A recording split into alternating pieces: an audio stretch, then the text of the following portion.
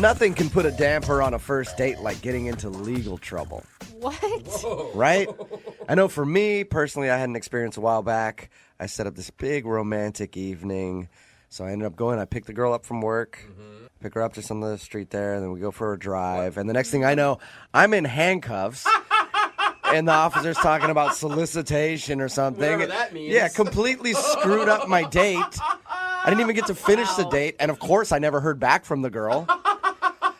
So, yeah, getting in legal trouble is always an issue on a first date. Man, I hate that. It was terrible. I had such a nice evening planned, too. You are such a romantic at heart. It's insane. Well, Kyle, who's on the phone to do a second date update today, got into a little bit of legal trouble on his date. Whoa. Maybe not as bad as mine, but still, he had an issue with law enforcement. Kyle, how are you? I'm okay. You're not calling us from a jail cell right now, right, Kyle? No. Okay. Good. What sort of legal trouble did you get on your first date, Kyle? It's not crazy or anything. It was just a speeding ticket. Yeah. But, like in the middle of a date, having a cop stroll up to you and start acting all weird, probably, I know I wanted to make it sound like Kyle was arrested. He wasn't. He just got a speeding ticket on his date. But he does think that's the reason she's not calling him back. We'll get to the speeding ticket stuff in a second. But how'd you meet this girl?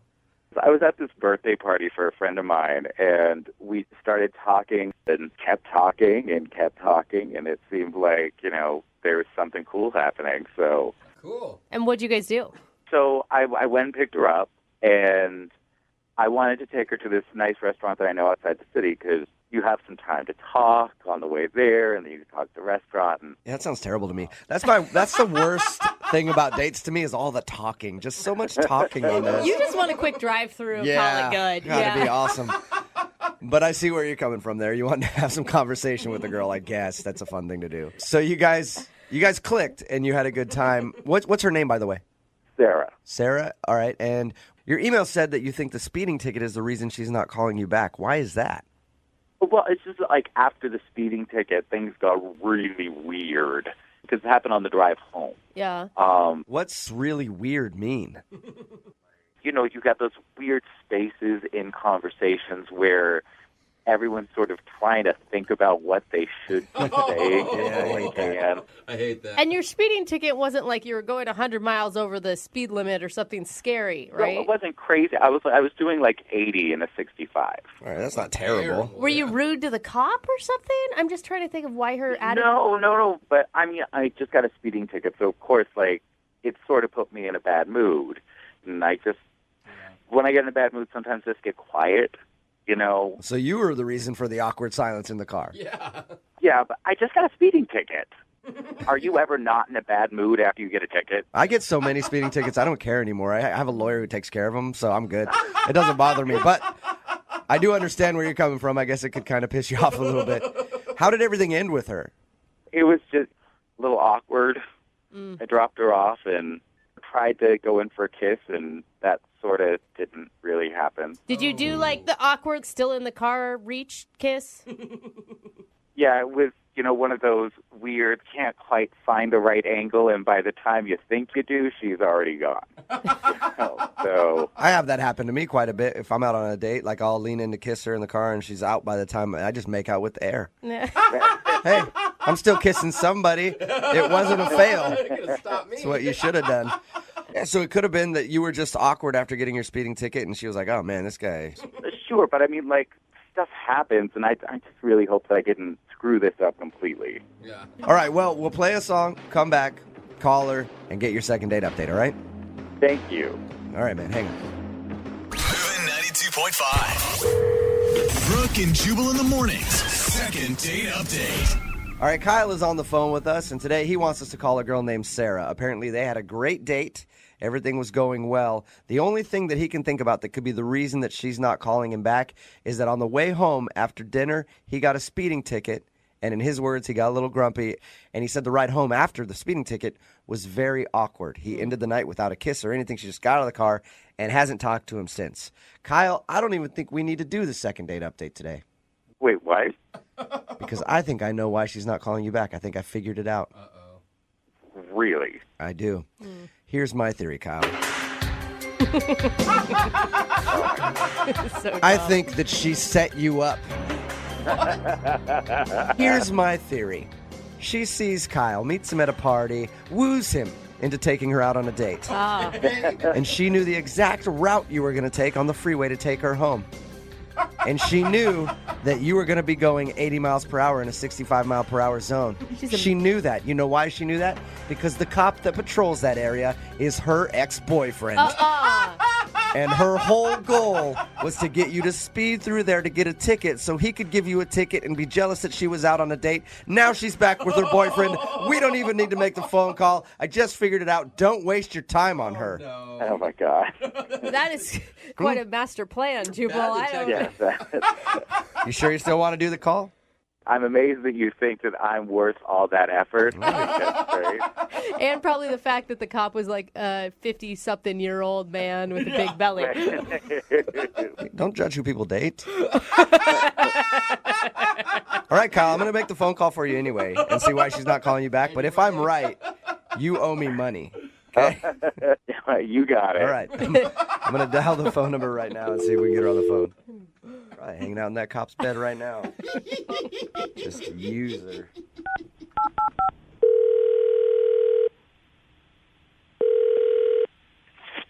Hello? Hi, can I speak to Sarah, please? Yeah, this is she. Hey, Sarah, how are you? This is Jubal from Brooke and Jubal in the Morning. I'm sorry, who? Jubal from Brooke and Jubal in the Morning, the radio show? Okay, that pause would lead me to believe you have no clue who we are. We host a morning radio show, Okay. and one of our listeners recently emailed us about you and asked us if we could get you on the phone.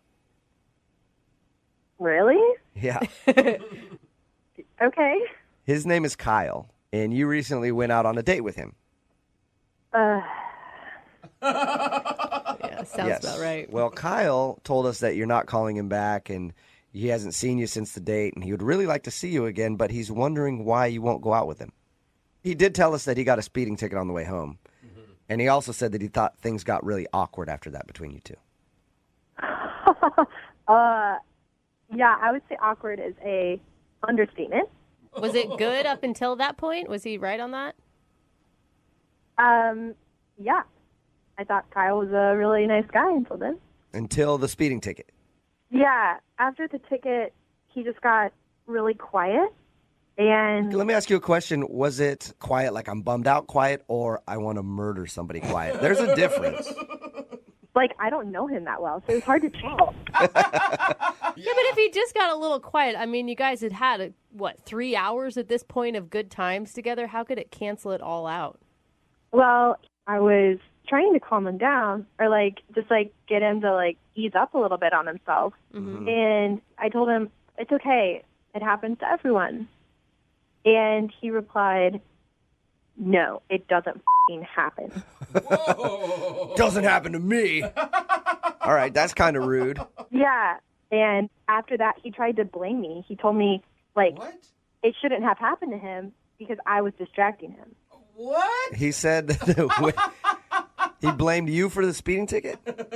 Yeah. And I was like, are you serious? You're really going to blame this on me? But he was acting so weird that I just said, okay. Whoa. How were you distracting him? I'm curious as to how he would try to blame it on you. Honestly, I have no idea. I was just in this car with a guy that I only known for a couple hours, and I would just say anything to get out of there.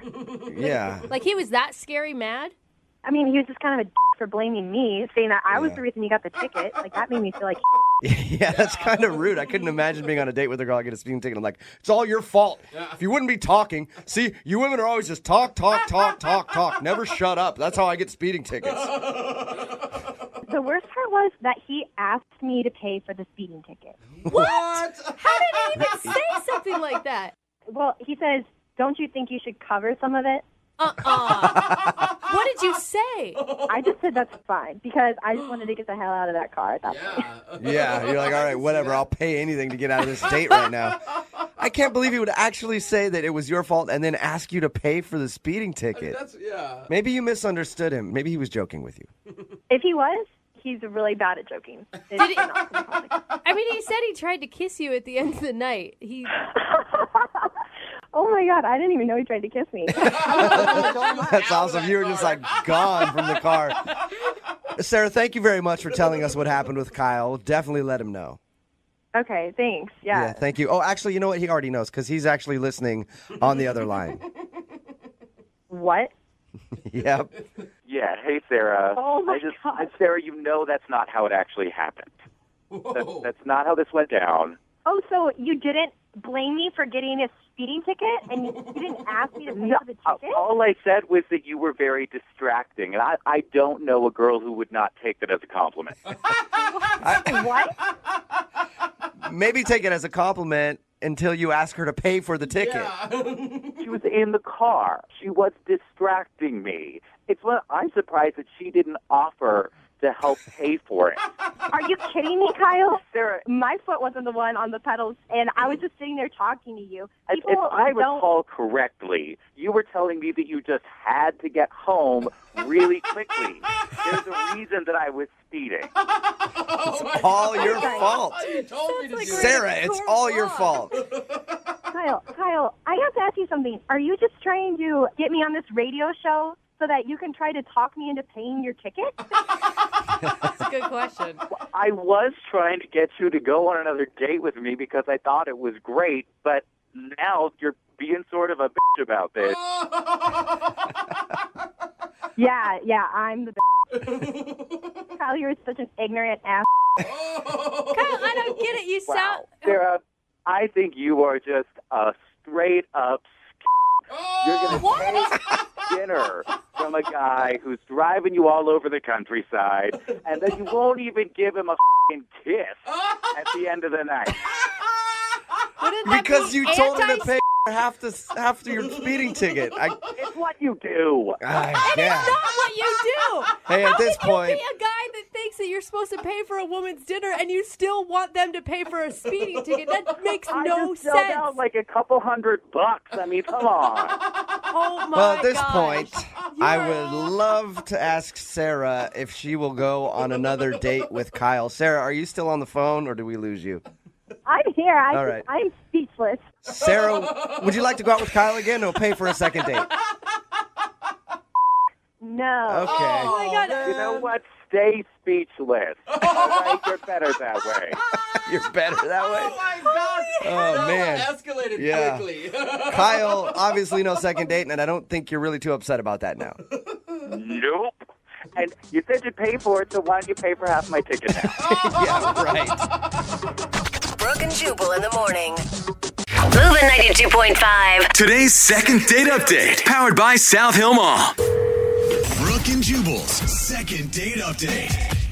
The guy on the phone for a second date update today says he's not the best conversationalist. That's what he put in his email, and I'm not a very good conversationalist either, so this could be a very long, drawn-out, awkward second date update. But we're going to do it either way. Curtis, how are you? Hey, good, thanks. What's going on, man? Well, I'm calling for your help. Yeah, well, I know that. I read your email.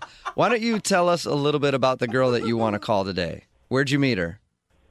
We met online, which is the first time I've ever done this. Met someone online, and I don't normally date, so I was really nervous going in. So you don't normally date at all? I haven't dated in some time, so this is like kind of my way of getting back into it. Wow. Okay, so this is the first date you've been on in a long time. What's her name? Her name is Hallie. Hallie. Ooh, like Halle Berry. Yeah, I mean, she's that gorgeous, yeah. Really? Nice. Wow. Like, All right. even when you met her in person, she turned out just as pretty as her online profile. That's what I was so nervous about, because I've heard horror stories from people about, disastrous meetups. So Yeah. I was shocked. She looked better than her picture. So you told us you haven't been on a date in a long time. You're not a very good conversationalist. Was your date with this girl awkward?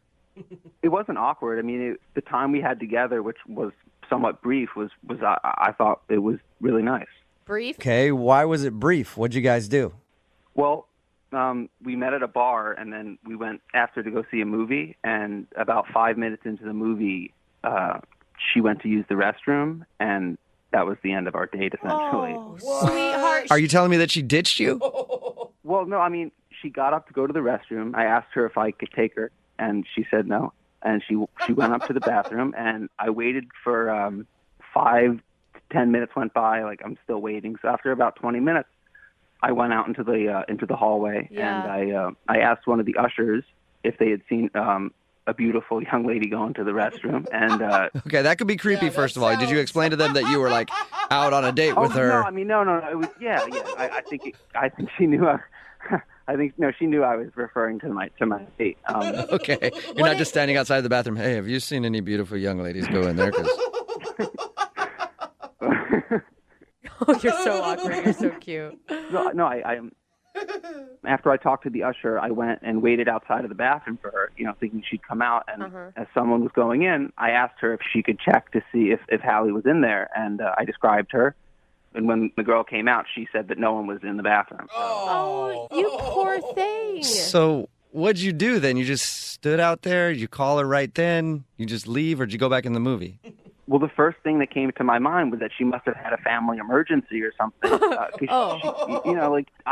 spent a little time with her, but she didn't come off as the type of person, So I'm thinking something could have been really wrong. I think that may be a little naive. Did she ever text you after and say, hey, sorry, I had to run, there was a family emergency? No, I've reached out to her, but I haven't heard back. Why do you even want to talk to her? I would be so pissed if I were you. You still sound fine with it. She's gorgeous, Brooke.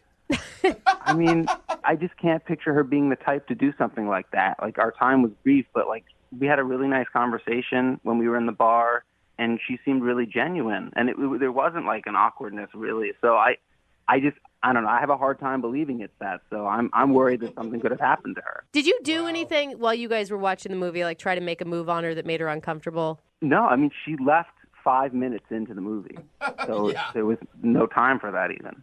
Okay. It sounds to me like she ditched you. Was there anything weird that happened in the bar before you guys went to the movies?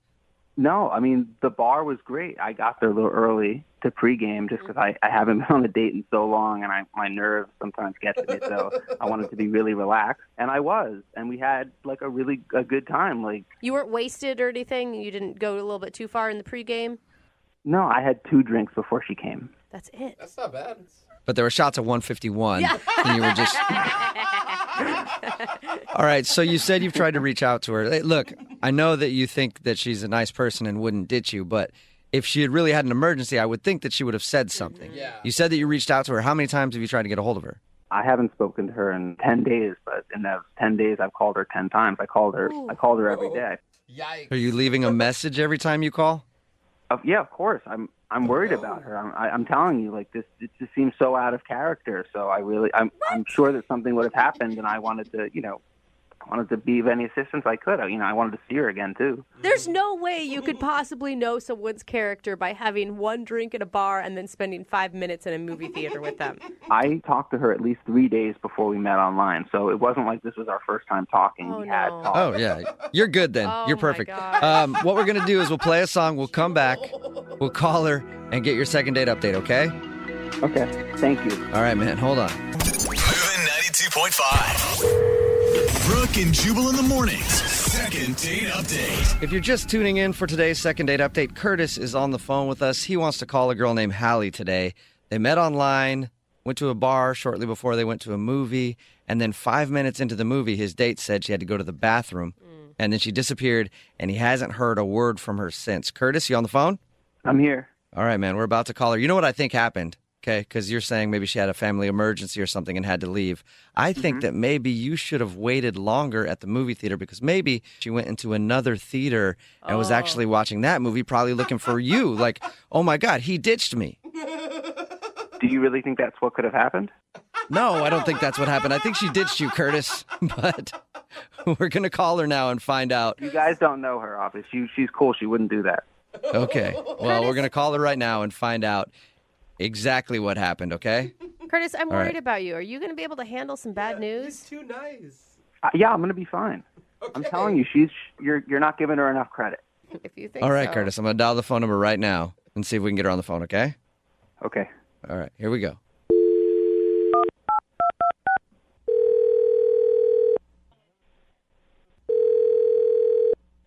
Hello? Hi, can I speak to Hallie, please? Who is this? This is Jubal from Brooke and Jubal in the Morning. I was looking for Hallie. Why do you want to speak with her? I just have a couple questions for her. Is this Hallie? Why do you want to know? I have something interesting to talk to Hallie about. Do you know Hallie? Something interesting to talk about? Yes. I'm calling from a morning radio show, and I recently received an email about a girl named Hallie, and this is the phone number that I have for her. So, You received an email? yes. Do you know Hallie, first of all? Okay, fine. I'm Hallie. Okay, perfect. Awesome. I'm glad we could figure that out. Listen, I got an email about you from one of our listeners, and I wanted to steal just a few minutes of your time if you have a second. Okay, who is it from? His name is Curtis.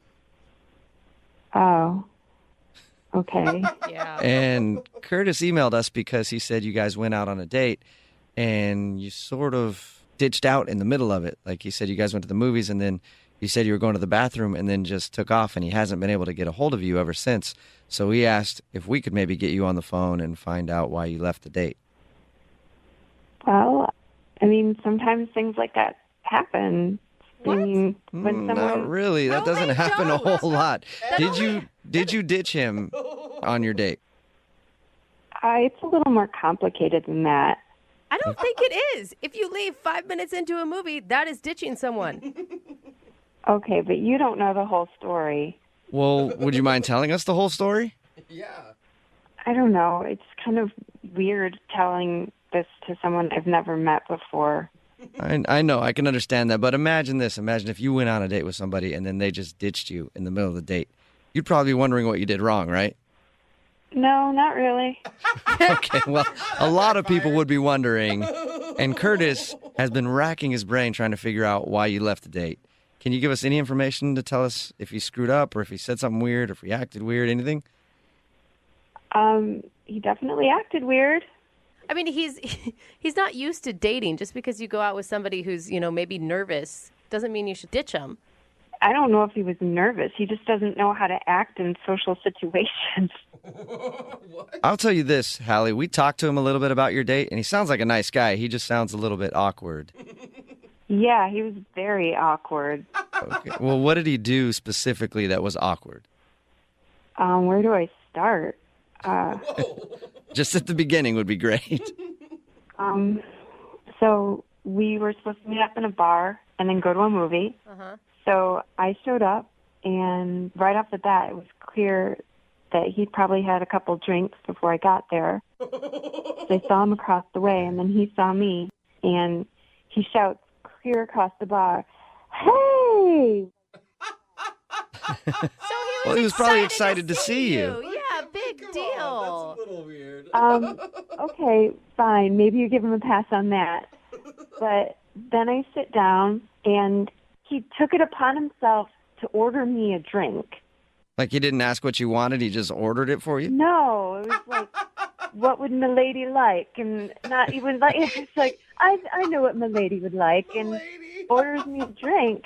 And he ordered himself another one. And when the drinks came to the table, he busted out like this Lord of the Rings Gollum impersonation, calling his drink my precious, and like rasping it to his chest. Had you guys bonded over Lord of the Rings before? He said you guys talked on. Not at all. I mean, I guess he had mentioned he liked sci-fi, but it was really weird. But come on, he's a little dorky. That doesn't give you a right to just ditch somebody. Okay, well, that was dorky. But then from that, he started talking about space and how amazing space is and how he just loves it. And the idea of being weightless in space and being able to see the world from afar and floating there.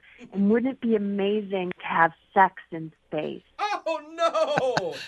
Was that? I agree with him. It probably would be pretty interesting to have sex in space. Never thought about it. Well, that's Yeah, how it I works do. with no gravity. That didn't interest you at all when he brought that up? I had known the guy for like 20 minutes. It was weird. What was your reaction when he asked about having sex in space? I said, yeah, that sounds really cool. Great. Oh, poor What do you guy. say to that? Well, Why didn't you just make an excuse why you had to leave then? Well, I was thinking maybe it'll get better. I'll go to the movie with them. But then when we sat down, I realized that he had chosen a sci-fi movie, and Of course. God only knows what that would have brought up with them. So you just decided to call it quits right then and there, huh? I couldn't see myself sitting there for 2 hours while he geeked out over the sci-fi movie. I'm sure, he was nice enough. I'm sure there's someone out there for him, but it's not me. And you don't feel like you should have responded to him at all, just to say, hey, sorry, I'm just... No. I know it sounds bad, but no.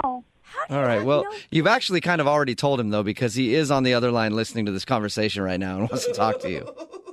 He's on the phone right now. Yes, he is. Curtis? Yeah, I'm here. Say hi to Hallie. Hi, Hallie. Hi, Curtis. So you didn't have anything going on with your family at all? I thought you had a family emergency or something. No, everyone in my family is fine. I just can't understand someone not responding when someone asks if your family's okay. That's just so strange to me. I don't know. That's strange to you. Everything that yeah. night was strange to me. Well, you could have fooled me. You seemed like you were having a great time. Really? You know, my friends all really like my Gollum impression, so I don't know what that's about. My precious. I mean, I think it's strong. It's not the best, but it's strong. I don't understand the hate on that. I think it's funny, Curtis. Oh, my God. Allie, he's adorable. Oh, my precious. I mean, how does she not find that endearing? No idea, brother. I really honestly don't know. I mean, Hallie, he's cute. He's funny. It was bizarre. He was sitting in the middle of a bar, a crowded bar, and he's doing this impersonation. It wasn't just the voice. He, embodied the character. And crouching down and hovering over his drink. He was just committed to his impression, Hallie.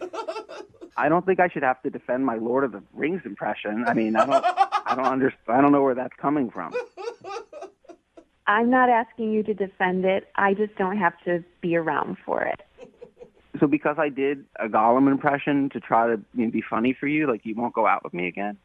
Curtis, it wasn't just that. What was all the sex and space stuff? Yeah, dude. I find the universe very interesting, and it came up in our conversation. I don't know. No, it didn't. That's the thing. It didn't. Well, it takes two to have a conversation, so obviously it did. You don't think it's interesting at all, having sex in space? I don't know what to say right now. You know what, Hallie, though? I would love to ask if you'll go on a second date with Curtis. We will pay for it. No. Are you positive? I'm positive. Oh, man. Positive. I guess some girls just aren't into sci-fi and humor, but that's her loss. Yeah, it is, Curtis. You know what, Curtis? You'll be all right. You'll find somebody who's more your speed, man. Yeah, I think so. I'm not going to let this discourage me. I mean, there's a lot of fish in the sea. Yeah, there is. And in the meantime, if you want to get together and talk about the sex and space thing, I'd be totally interested in having that conversation with you. It sounds cool, right? Yeah, it does. Really cool. Brooke and Jubal in the morning. If you'd like a second date update, all you have to do is email us, brookeandjubal@moving925.com. We will call the person that didn't call you back. Today's second date updater actually knows that something went kind of wrong on their date. Oh, really? Possibly. Yeah, normally people are clueless and they're like, I don't know what could have happened. Everything was going swell. Then they call up and find out it was something very obvious that they did. John is on the phone right now, and he says in his email, there was one moment that may have ruined his date. What does that mean exactly? Well, it wasn't one of my proudest moments, but I think I may have reacted poorly. Huh. Before we get to that moment, what girl are we talking about? Her name's Colleen. Colleen. John, your email said that you were the most comfortable you've ever been around another human being with Colleen. Oh, God. Wow. Oh, God. What does that mean exactly? We connected, and it was fun, and we walked around, people watching and just talking, and it was awesome. So you went for a drink, so you went on a walk. When was the moment that you think ruined the date? So we were just sitting on a bench, just, kind of watching people go by and just chatting, and, the moment felt right for me to kind of lean in and make the move on the, the first kiss. And as I was leaning in and kind of assessing the situation, I looked down at my leg, and there was a huge spider on my leg. Oh. All right. So did you freak out? I may have screamed a little bit, kind of like a high-pitched Homer Simpson type scream. Or Can you give us a scream right now, John? Reenact it. We just need to really understand what happened here. I don't want to do it worse than it was. I hope it wasn't as bad as something like that. So you jumped when you were about to go in for the kiss. Did you call yourself out for it or anything? Because that's what I would have done. Yeah, I mean, I was kind of sorry about that. That was a gigantic spider, and I just, blew our first kiss, and I feel like a dork. And, That's kind of cute, though. And she was kind of okay, that's fine. But then it seemed like her mood kind of changed, and maybe I shouldn't have said that I was going to kiss her. Maybe it just could have played it off better. I don't know. Before the spider incident happened, did you feel like she was into the kiss, she was going to kiss you back? I mean, I felt like I was this is going to be, I was having thoughts and emotions I never had before. I could picture myself, 20 years from now with this woman. Whoa. Wow. All right. Whoa. Strong. That's intense. John, did you reveal any of that to her? No. That's, Okay. I think that would probably be bizarre and that would be scary. Yeah, I'm glad you didn't do that. Yeah. That'd be worse than a spider for sure. But you didn't ask her permission to kiss her or let her know that you were going to do that? No. I wasn't like, hey, get ready. Here comes a big kiss. No, I think How did I like when guys ask permission too. to kiss. I You think do? that's like when a guy chivalrous. says, "Can I kiss you?" I love it. That even just the thought of it makes my heart flutter. I like it when Yes. we're drunk in a bar and then we do it and forget about it the next day. So what happened at the end of the date? I mean, it just didn't have the intensity that it had prior to, my incident with the spider. And I couldn't tell if it was me feeling awkward or if she had changed or whatever, but we just kind of hugged and, gave a not very passionate kind of peck on the lips goodbye kiss. And then it was just okay, I'll see you later. How many times did you say you've texted her since you've seen her? Maybe 3 times, 4 times at That's max. not bad. And what did the text say? Did they just say, "Hey"? Well, the first time I was just the following day, hey, I had a great time last night. Okay. Great to meet you. Let's do it again. Okay. Soon. I just wanted to make sure, Something like that. no love of my life Nothing slipped out creepy. anywhere. No, I didn't write anything. Yeah. Okay, John. Will you marry me? Or Yeah, don't do that. Don't do that. All right, John, hang out for about 3.5 minutes. We're going to play a song, come back, call her, and get your second date update, okay? Okay, cool. All right, just hang on. Moving 92.5. Brooke and Jubal in the mornings. Second date update. In case you're just joining us, we're in the middle of a second date update with John, who took a girl out named Colleen. They just kind of walked around the city and had fun, people watching, talked for hours. Really, the only thing bad that John could think happened on their date was he went to go kiss her, but looked down and saw a spider on his leg and jumped and kind of ruined the moment. And then from after that, it got kind of awkward. Right, John?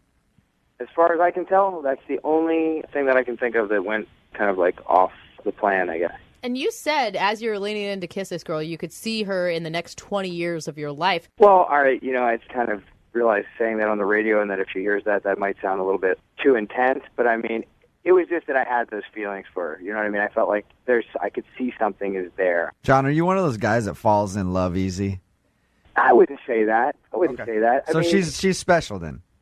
Of course, yeah. I mean, I'm always optimistic, I guess. Maybe that's what I was thinking is each person I meet, I would try to approach with a clean slate, I guess. All right, I'm going to get her on the phone now, see if we can get the answer out of her, and you can jump in whenever you want, okay? Okay, cool. All right, hold on. Maybe he's underplaying his reaction. Peed his pants.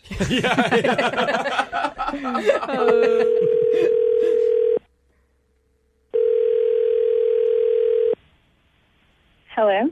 Hi, is this Colleen? Yes, this is her. Hey, Colleen, how are you? This is Jubal from Brooke and Jubal in the Morning. I'm moving 92.5. Okay. Hi. How's it going? Good. How are you? Pretty good. Not too bad. Just calling to check up on you, see how things are. You know, we haven't talked really ever, so I figured it'd be good to reach out to you. Any idea why I might be calling you, Colleen? No. Colleen, do you listen to the show? Not really. Okay. Is that why you're calling? We're calling everybody in the Seattle area, asking if they'll listen to our show, and you just happen to be next on our list. We're desperate for listeners. We're begging. No, Colleen, I'm calling you because we do a segment on our show called the Second Date Update.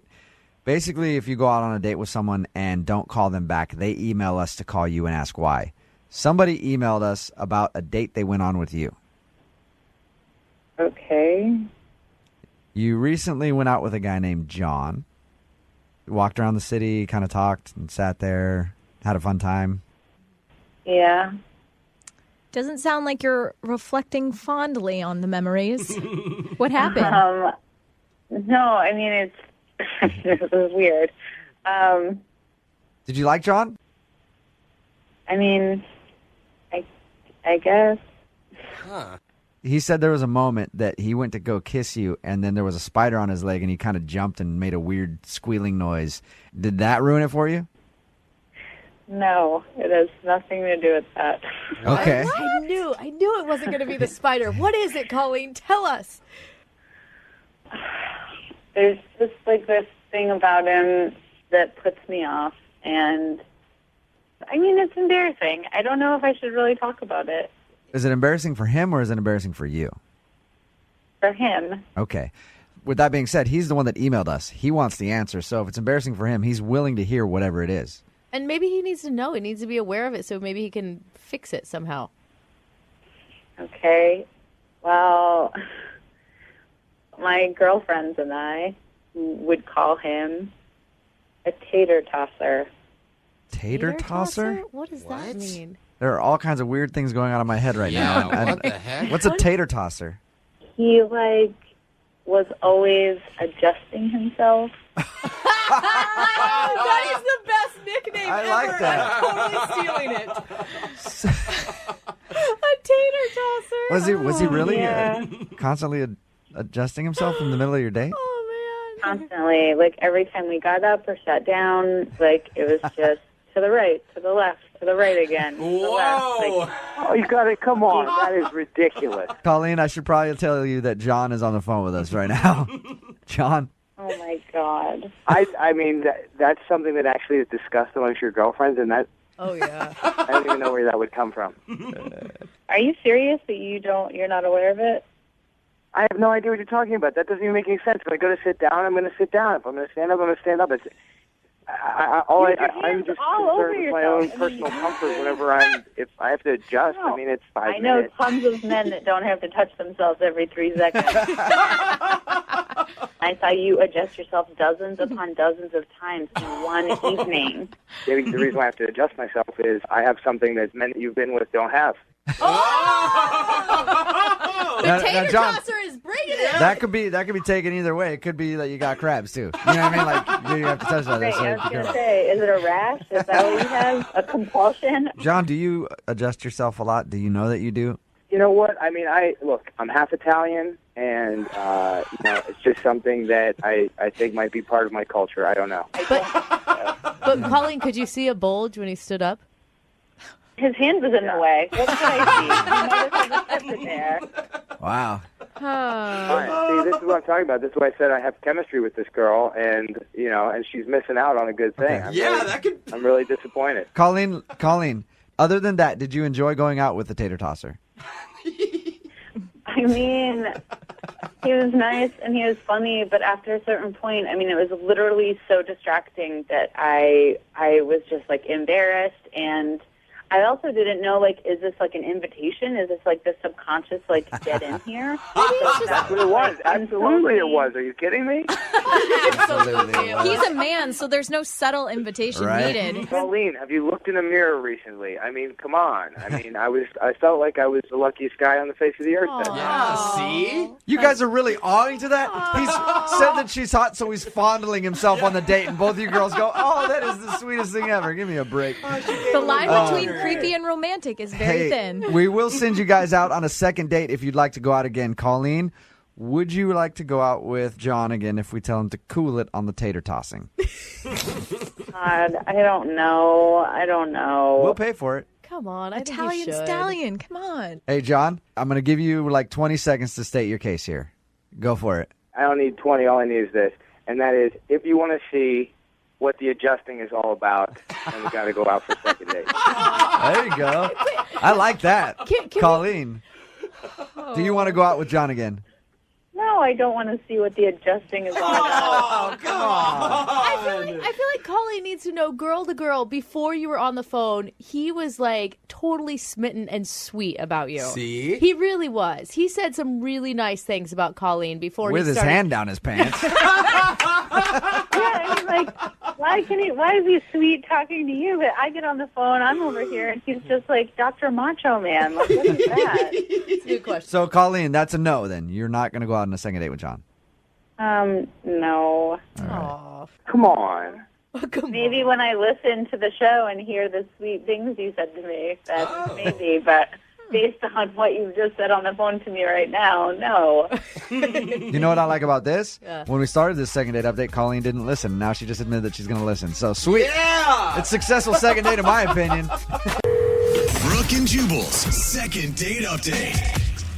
The guy on the phone for a second date update today in his email said that he uses Tinder all the time. He loves it. Okay. And he's had a lot of good and bad dates, but this is the first time he's emailed us because he thinks he might be ready to jump off Tinder because he found the one. But now she's not calling him back. His name is Keith. What's up, Keith? Hey guys, how's it going? Can I take a guess that you met this woman on said Tinder?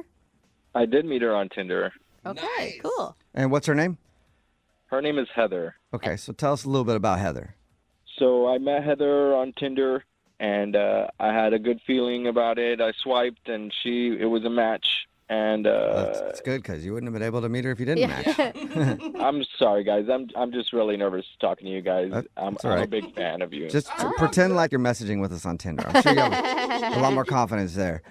Well, that's really funny. I like your jokes. Well, Okay. thank you. I appreciate All it. right. You said you were kind of a Tinder expert. Was there something that made her different from all the other people that you see on Tinder? Well, she had a really good picture. It was funny. It wasn't just of her. It had her dog in it. It wasn't just a normal, shot that it's the best picture she's ever taken. Yeah. So I thought that was good. Okay. That's awesome. Okay. Dogs always make Tinder better, I swear. So tell us about your date with Heather. What'd you guys do? So we decided to meet up at a bar, and I got there first, and then she got there. She said that she had trouble recognizing me, which I get a lot because I don't really use my picture. It's some guy that looks, kind of like me. What? Right. Why are you on Tinder not using your picture? What are you doing, man? Catfishing. Well, I mean, he looks just like me. So why not use yours? I tried using my picture, and I never got anything. And as soon as I used the other picture, I was getting matches all day long.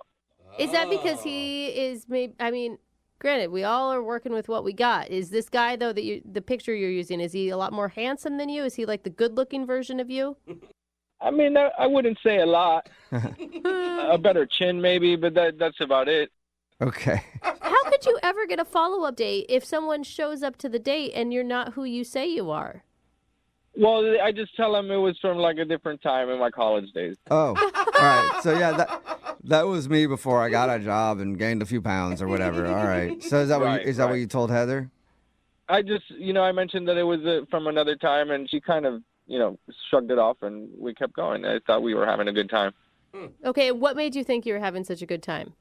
We found common interests. We like talking about celebrities and Hollywood gossip and, all the stuff that's happening. Okay. All right. So did you guys just gossip for a few hours and that was the whole date? I wish. Oh, okay. I mean, I'm not really sure what happened. It was somewhere around the middle of the date. She started feeling uncomfortable. Just the conversation wasn't flowing the way it was in the beginning. And, Okay. I'm just not sure. Did you ever recover from that or was it awkward after that? It kind of got a little more awkward. I thought get some more drinks kind of loosen up a little bit. So I ordered a bunch of drinks for the table, maybe too many. I got 3 and she got 3. What? Whoa. You ordered 6 3 drinks for each of you? Let's just get hammered. Yeah, I thought, we'd make it fun and try and get a little loosened up. What did she say? Did she pound the drinks?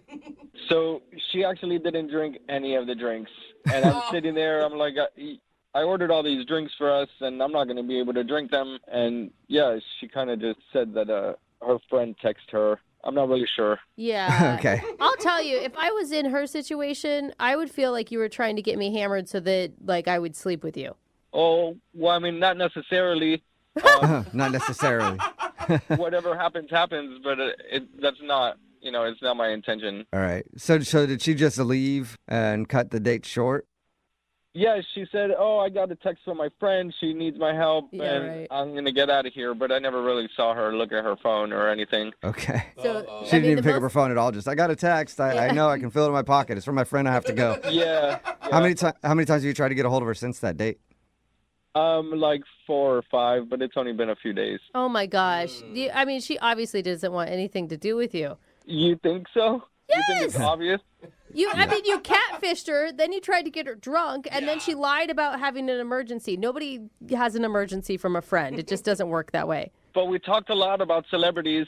What? Oh, well, there you go. So to me, the date went well. Well, we'll play a song and then come back and call her and get your second date update, okay? Can I just say one more thing to you guys? Sure. I got to say, it's an honor and a privilege to be on the air and doing this with you guys.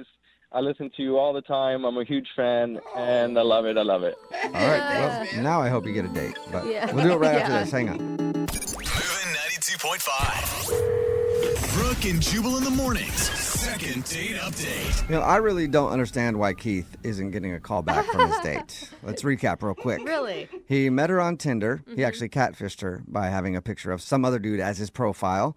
Then they met up and they hung out, and there was a lull in the conversation, so he ordered 6 drinks for the table, all at the same time, 3 for her, 3 for him, in an attempt to get her hammered, so it would lube up the conversation a little bit. And then she said she had to leave because she got a text message from her friend there was an emergency, although she never looked at her phone. So I don't get it. Sounds like a pretty successful date to me. Keith, are you ready to call Heather? Yeah. I really like her, so I hope it's not the profile picture, because I'm a good guy. I mean, it shouldn't matter what I look like. Keith, it sounds like it's all those things combined. Yeah. But one thing that I didn't ask you that I'm really curious about, what did you do with the 6 drinks that you had ordered and nobody drank? Did you finish them yourself? I did. Okay. Oh, She left. I didn't know what else to do. Yeah, it Okay, tastes perfectly good alcohol. Somebody had a good night. It just wasn't her. yeah. I didn't drink them all at once, but I did drink them all. I sat there for a while and talked to the people around me, the tables around me. Okay. Some friends. Yeah, so there's one guy with just 6 drinks at his table, at least talking to people. All right. Well, I'm gonna call her right now, That's a Keith. great Here we go. Hey, Jubal, when she answers, can you tell her I'm a good guy? I'm really funny, just like you. Sure. Just like I'll you. tell her. He's pretty much like you. Yeah, I mean, you pretty might much. as well start using Jubal's picture for your profile. Go for it, dude. I don't care. All right, here we go.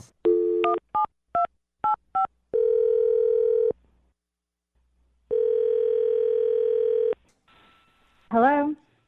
Hi, can I speak to Heather, please? This is Heather. Who's calling? Hey, Heather, how are you? This is Jubal from the radio show Brooke and Jubal in the Morning. Okay. How are you? I'm great. What is this about? Well, Did I win something? no, you didn't. Well, that sucks. We actually do a segment on our show. It's called the Second Date Update. It's where if you go out on a date with somebody and then end up blowing them off, they can email us to get you on the phone and ask what happened. So somebody emailed us about you. Okay. Who emailed about me? It's a guy you met off of Tinder. His name is Keith. Oh. We had a feeling you'd have Yeah. that reaction. So Keith told us actually a little bit about your date, and he's wondering why he's not getting a call back. He really asking that question? I mean, Yeah, Yeah. It's was hard he to not on the believe. same date that I was on? Yeah. Yeah. He seemed to think that you guys had a great time and really connected over talking about celebrities. he's clearly delusional or has memory loss. Really? I mean, he told us about the date, and it sounded fabulous. You know? He was being sarcastic. I mean, fabulous or from his point of view, but creepiest from my point of view. I don't.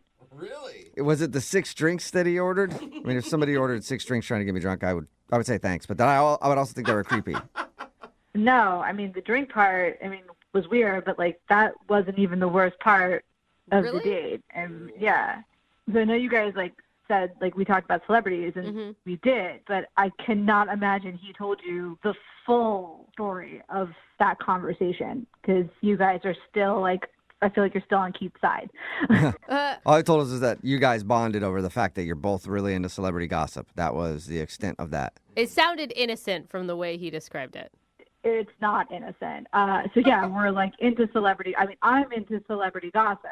I read all those magazines, and I love the E! News Network. But when we were speaking about it, he proceeded to pull out his cell phone and started showing me nude pictures of celebrities that he had downloaded, male and female. What? Nudes? Like male and female? Yeah. Just any nude celebrity? Yeah.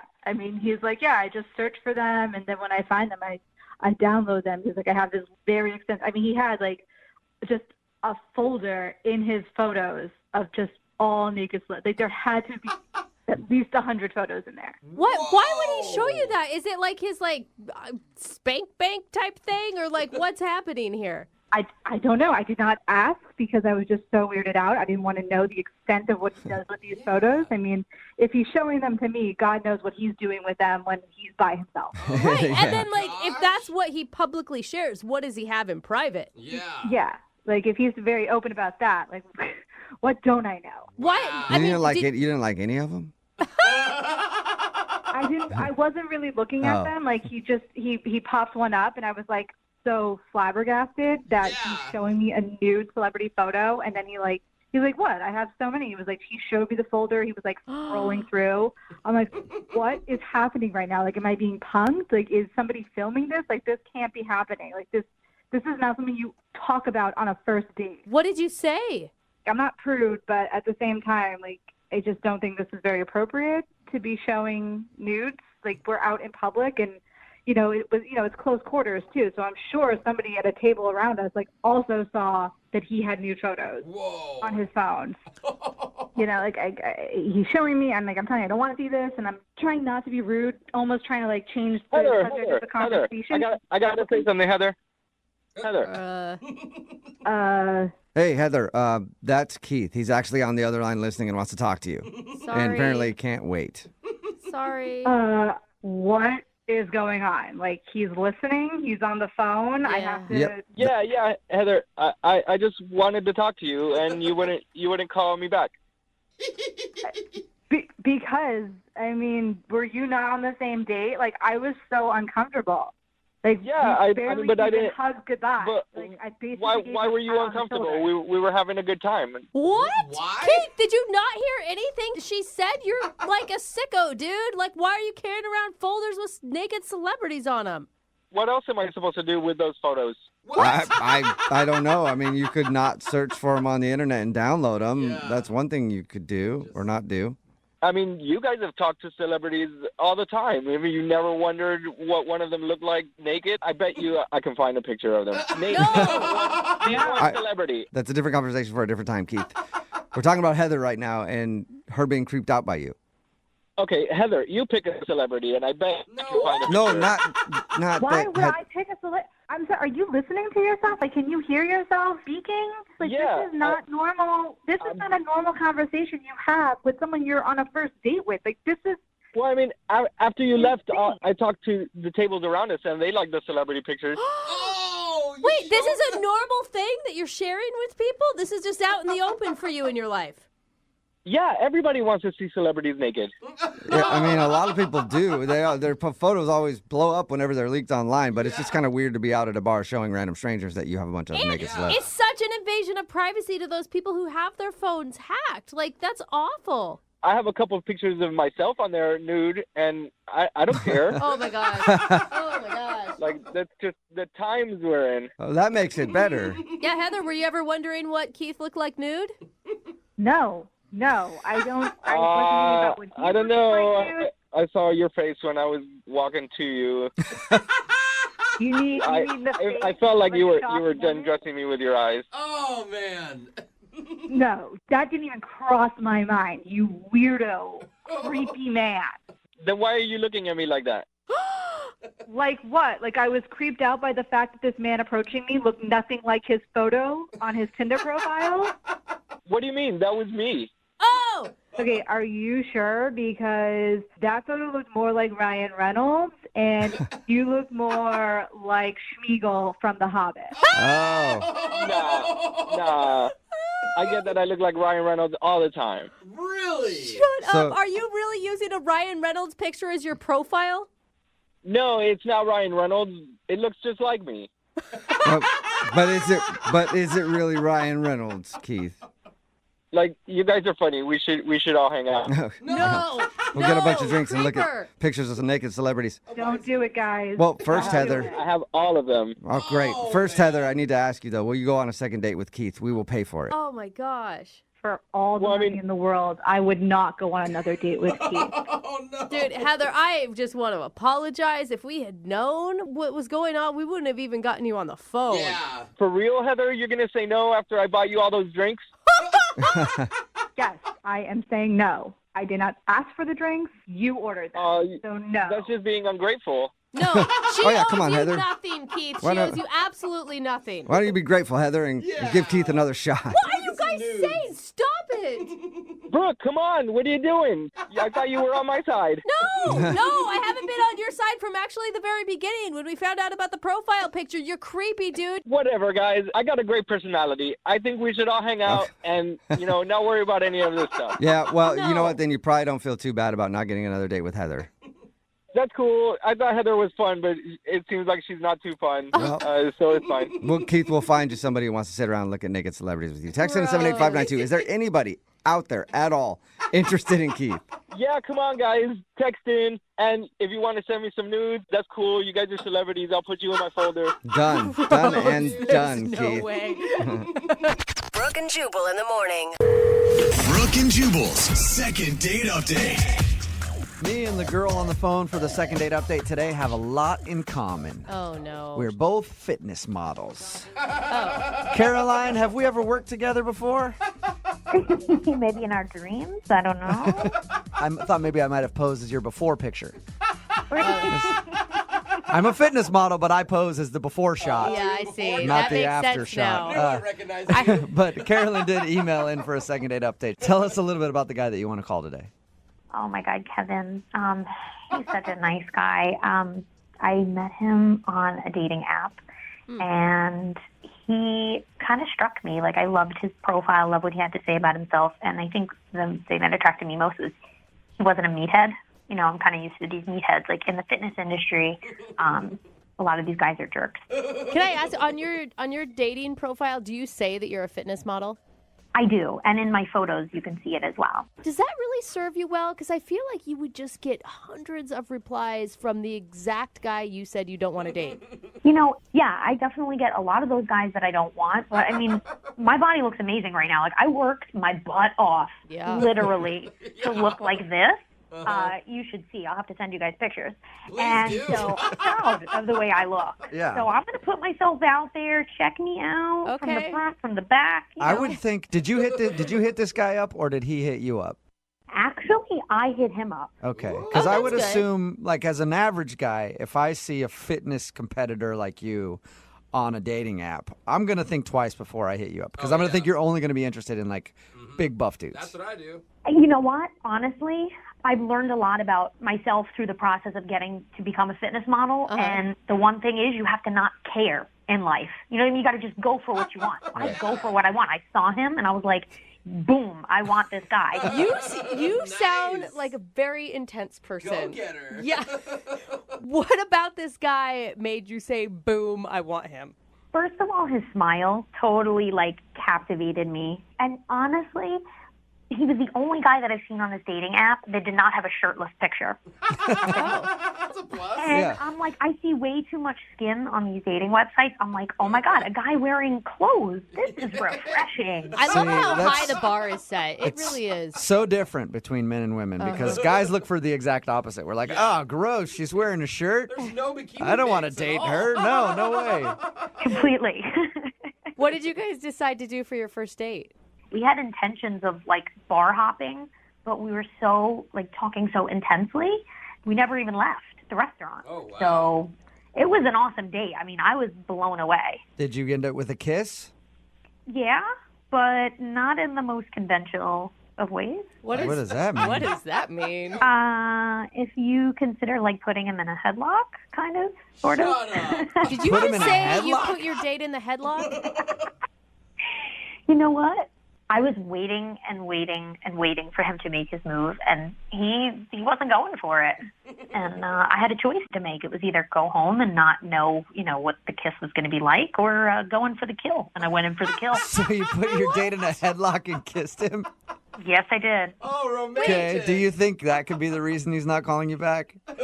He was laughing about it, so I really don't think it turned him off, to be honest with you. And, in this day and age, the chick should go for what she wants. I mean, why not?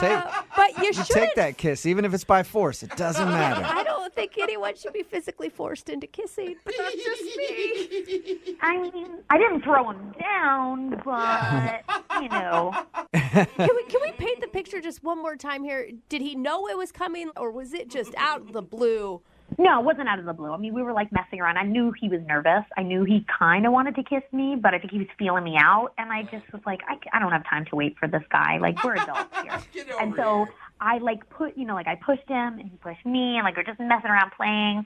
And then I just put him in a headlock, went in for the kill. Right. And then, the kiss lasted for a while. So it was, Oh, so he did kiss you back for a good amount of time. It wasn't like he was just wanting you to get off him.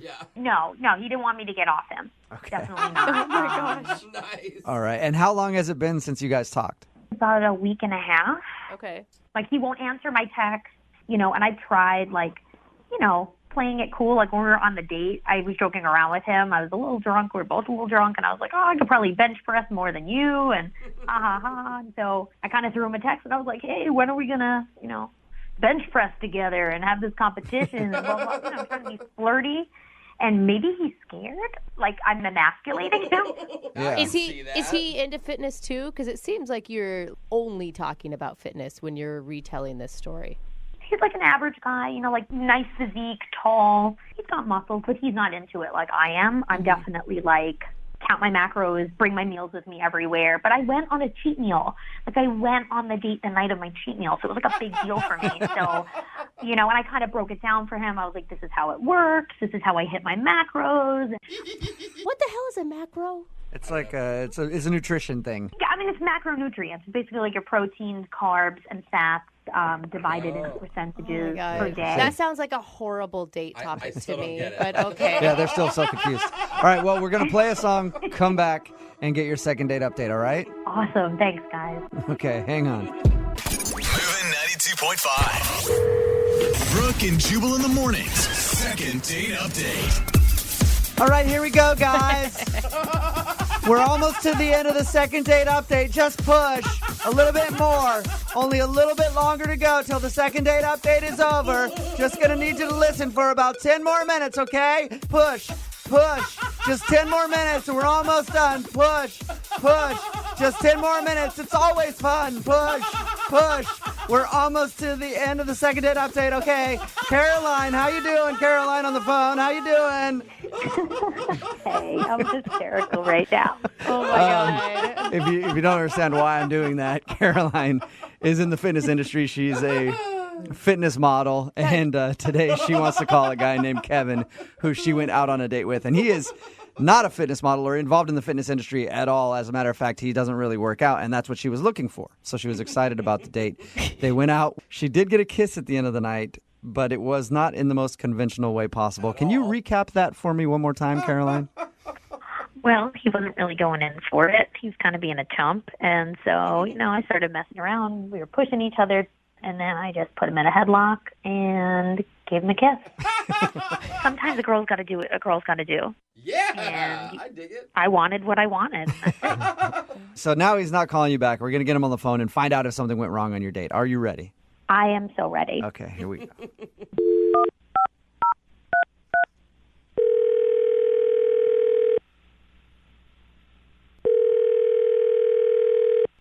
Hello?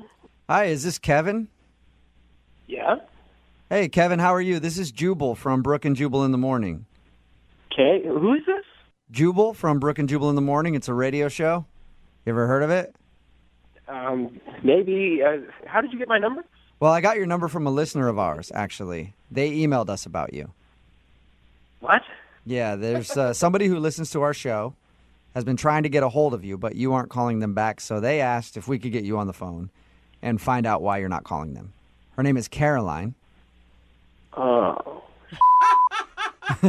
And you guys recently went out on a date. Yeah. Did you like Caroline? She emailed you about... Yeah, she liked you enough to actually email a radio show to get you on the phone and find out why you're not calling her back. Oh, That's a little bit of a compliment, isn't it? Yeah, no, I really was hoping that she wouldn't call me back. Oh. Okay, so you don't want to get a hold of her. No, I do not. What was so bad about the date? I just... I got myself into something I was not prepared for. Really? I'm guessing. What do you mean? Well, I mean, we met on this dating website, and, it's like they say, it's too good to be true, and that was one of the worst 2 hours of my life. Wait, why was it so bad? The whole thing? The whole thing, it just did not start out on the right foot. She did tell us how she put you in a headlock at the end of the date and forced you to kiss her. Oh, that was not fun, but I was over it way before that. Really?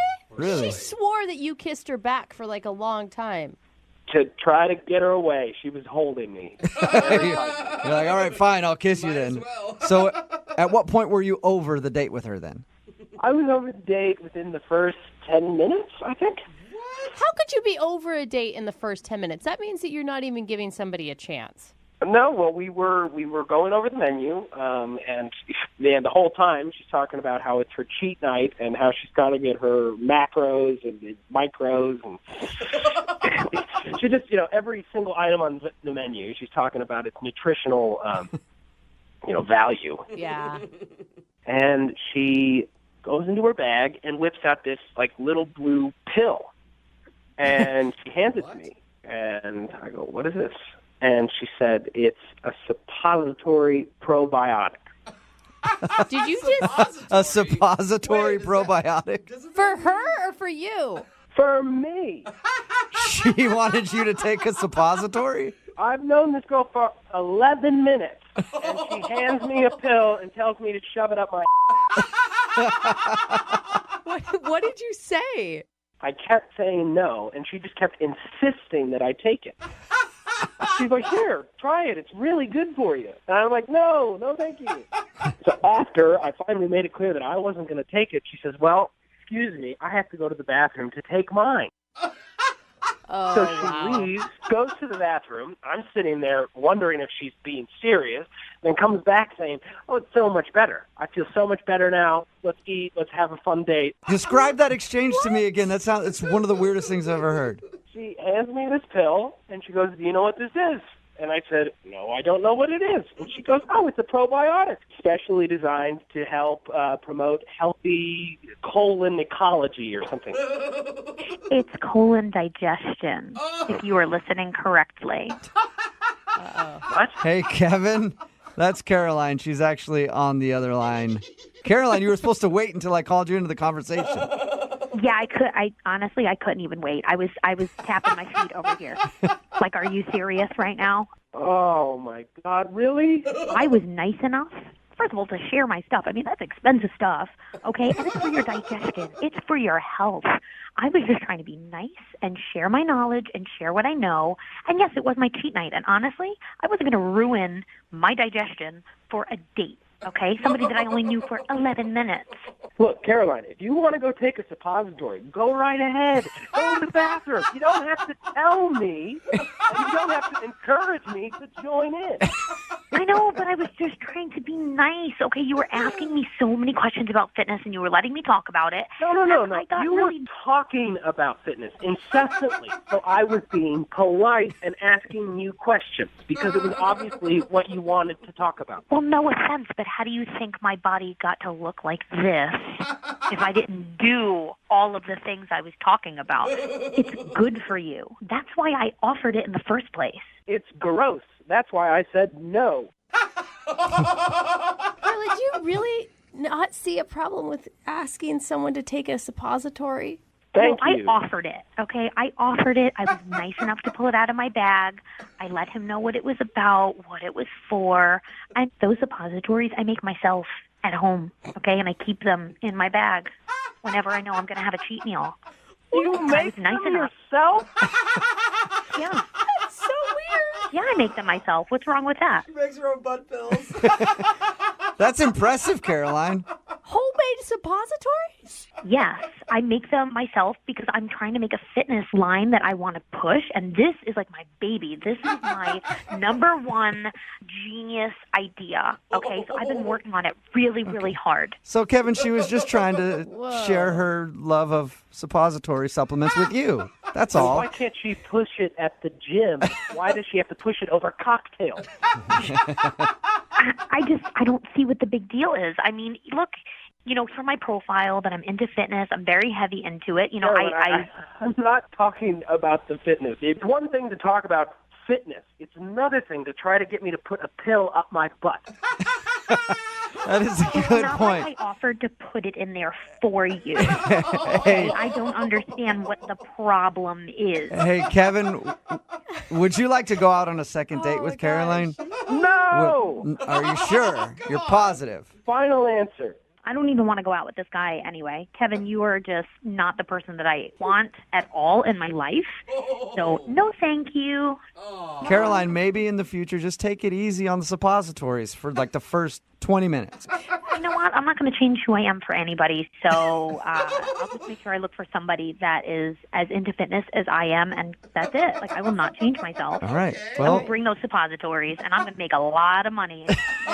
You go, girl. You do you. all right. Well, I'll find you a date, Caroline. Text in right now, 78592, if you're not scared to put a pill in your butt on the first date. I will hook you up with Caroline.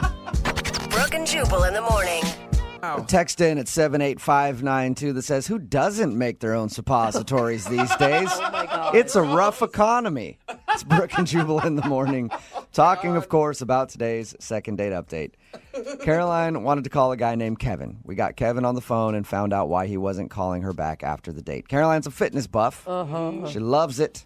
Loves all things fitness, including making her own probiotic suppositories.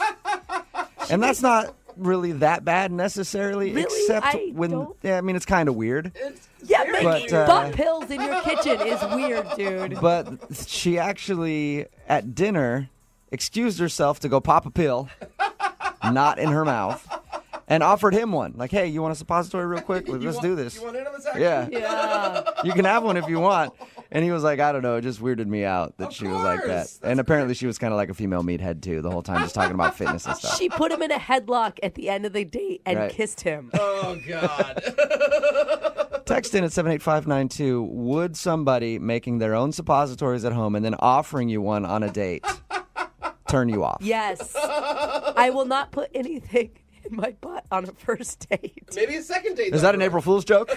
Yeah. April Fool's. Brooke's bringing the jokes again. Yeah, she puts everything in her butt. Don't listen to her. Not many people know this, but people who work in the service industry are incredibly frisky. Oh, That's right. And right now, we got a frisky waiter on the phone. His name is Greg. Sorry, I was sneezing. He also has allergies. Whoa. Man, you bring sexy to the table. You bring sexy to the table, sir. Yes, I do. Yes, I do. Yeah. Anyway, my whole intro is ruined now because of my allergies and my sneezing fit. So let's just talk to him. His name is Greg. What's up, Greg? Hey guys, how you guys doing today? Well, my allergies are flaring up, and I had this whole intro planned where I was going to call you a frisky waiter and her a lustful waitress and tell a story of how you guys met real quick. But unfortunately, my sneezing got the best of me, so you're going to have to do that, Greg. Well, I like it because I think I might have some allergies. Women are allergic to me, so maybe you guys can help me out. Oh, Greg, look at you, king of the Segway for us. I'm trying. Wow.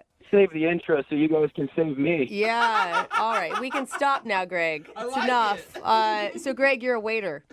Yes, I am a waiter. I'm probably one of the best waiters around, I'd like to think. But yes, I am in the service industry. Okay. Are you frisky, or was I right? Are you frisky? I'd like to think that I'm frisky, but I mean, I don't know. I try. I definitely try to be frisky. And is this lovely waitress that you went out with, is this a coworker? Well, no, not really. I was just at the restaurant she works at. Okay. All right. As a customer? Yeah. I was out with some friends, and we were just having some dinner and some drinks, and she ended up being our waitress. Weird waiters and waitresses eat at other restaurants? I know. Yeah, mind-blowing. Yes, we do occasionally. It'd be like radio people listening to other radio stations. No, that Weird. doesn't happen. So, were you struck by her immediately when she came up to your table? I mean, before she came up to my table, I saw her up and almost had my fingers crossed that she would be our waitress. She was, really looking good that night. Okay. And did you just flat out ask her out on the spot, or? I did not. Actually, I'd had it happen a couple of times to myself. Women had left their name and number on the receipt after they signed for it, so I kind of stole her ID and I did that. I left Greg and then left my phone number at the bottom of the receipt when I paid the bill. Oh, nice. And that actually worked? It did. She actually texted me like 2 days later it was. I got a text and I didn't even know who it was because I, silly enough, forgot her name. And then I was like, who is this? And then she's like, it's Cynthia. And then I was like, oh, yeah. Dude, that's amazing. I've tried that so many times, and I know you're going to be surprised by this. Never once have they called me. I think it was a smiley face I left. I took it up a notch. I took a name, number, and a smiley face. And probably a big tip to go with it, because no girl is going to call you back if you don't tip well. Yeah, I went easy 30% that night. Okay. All right. So what'd you guys do when you went out? So we both know this really high-end restaurant we've been wanting to go to. One of my buddies works there. It's usually like really hard to get a reservation. So he was able to, get us in for a table for two. So I thought that was, going to really impress her. And Sweet. Was she impressed? She went. So I want to say she was impressed. She ended up going, obviously. So I took that as impressed. And how was the actual date while you were there? I mean, it was cool. Honestly, I don't eat at high-end restaurants, so all the food was really interesting. And, it was like a 6-course meal. Everything, it was nice and paced out. I thought we had really good conversation. Yeah, you're talking like a marathon dinner, though. If you're talking 6 courses, there's a lot that can go wrong when you're committing, 3 hours to a meal, 4 hours? Yeah, it was about 2.5, 3 hours easily, with getting there and going through all the courses. So, yeah, there was a lot of room for failure in it, but I don't know if I was blind to it, but I never saw anything go wrong. I felt great about it. Okay. What was the highlight for you? My highlight was the dessert. It was almost like they were reading my mind because they brought this an amazing chocolate 3-layered cheesecake. And I think, I hate to interrupt you there, Greg, but I think Brooke was asking about the highlight with her and not the food. Well, I didn't even tell you. She shows up dressed to the nines, and she's sitting across from me, and it was just almost froze me in time that I'm looking at her and can't believe that I'm with her. The anticipation is actually killing me right now. So what happened? Did you kiss? Did you go home together? No. Oh. So we finished, and I walk her to her car, and then I think we're going in for the kiss. She turns to the side and just gives me a hug. Ooh, oh, wow. I thought, maybe, okay, it was our first date, and I like that about her. Maybe, she's playing a little hard to get. She gave me a taste, but, it's like I'm not going to give you your dessert, per se, on the first date, because she really went for a side hug. Like you were saying, it's a first date. Not everybody kisses on a first date. She gave me the hug, and it kind of motivates you more, to try to, all right, now you've got me, and I'm really into you even more at this point because, I haven't tasted the forbidden fruit. Don't call it that. Right. So I'm really motivated. Okay, and how many have you talked since that day? Only text message. I reached out. I texted her, just that I had a great time. She didn't hear from her, and nothing's materialized into meeting up again. Okay. Well, we'll play a song, come back, and then call her and see if we can find out what happened in your second date update, all right? Okay. Thank you so much. Moving 92.5. Brooke and Jubal in the mornings. Second date update. We've been doing second date updates for a long time now, and I feel like something keeps getting disrespected over and over again. Really? What's that? The side hug. Every time somebody gets a side hug, they always take it as a brush off. But you know what? Maybe the side hug is the new second base. No. Yeah, it's no, probably not. Mm-mm. Yeah. It's actually a terrible thing to get a side hug after a date. And that's what happened to Greg, who is on the phone right now. He's a waiter and was in another restaurant and actually hit on the waitress by writing his phone number down on the receipt. She ended up calling him, and they went out to a very fancy restaurant. But by the end of the date, she just gave him a little side hug, and now she stopped talking to him. Is there anything that you would do differently second time around, Greg? I mean, maybe not take her to the fancy restaurant so I had something to shoot for. Okay. I see. You started off too hot, maybe. Yeah, maybe I came in too big. Uh-huh. All right. Well, I'll dial her phone number right now, see if we can get her on the phone, and find out if you gave it to her too big. Usually not a problem, but maybe this time it is. Okay, let's go. All right.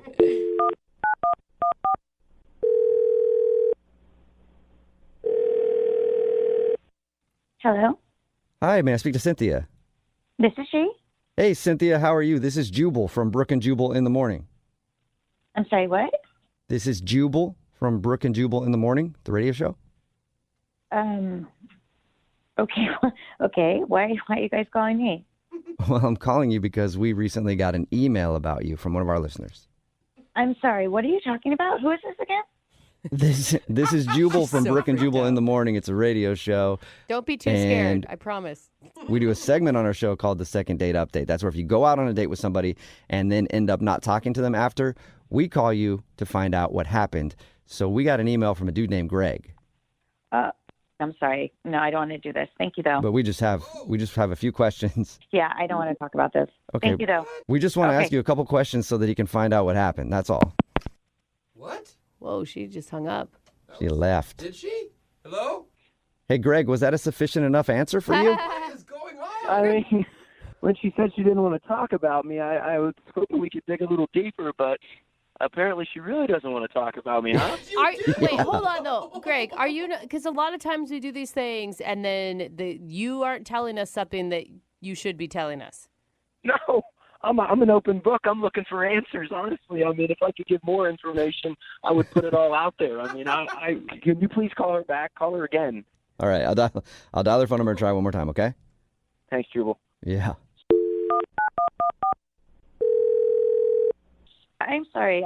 I really don't want to talk about it. I really don't. Well, what? I mean, if I'm I can. sorry. I just don't really want to talk about it. I'm super embarrassed.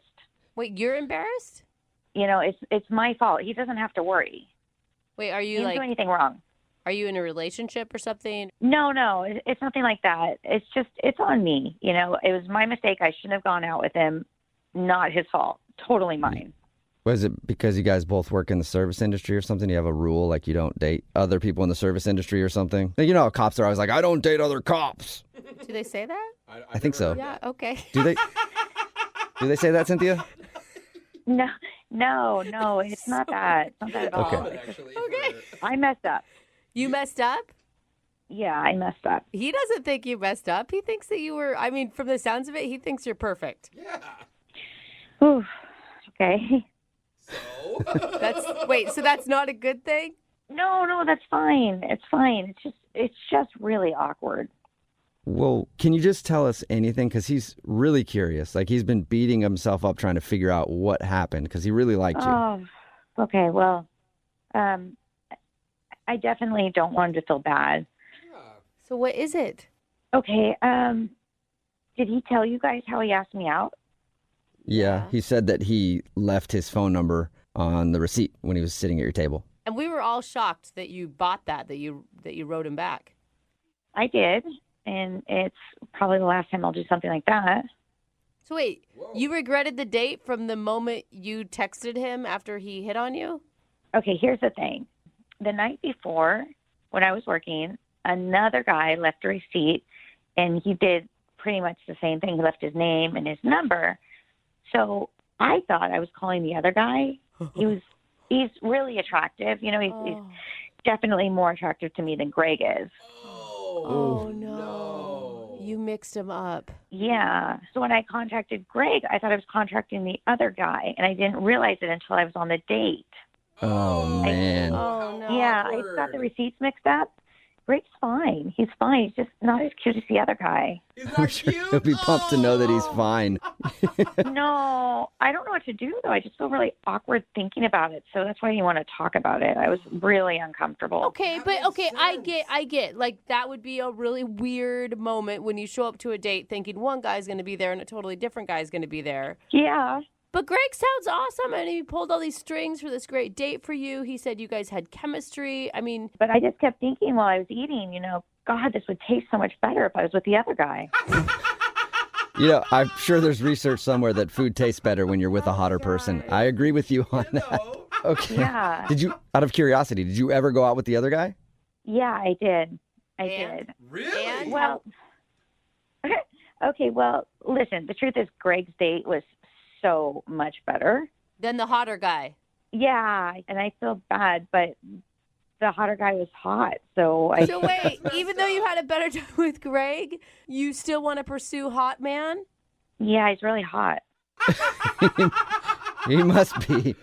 All right. I hope you're not looking for a relationship. That is so shallow. Yeah, no, I'm not trying to be in something really serious, you know, right now. I just want to date hot guys.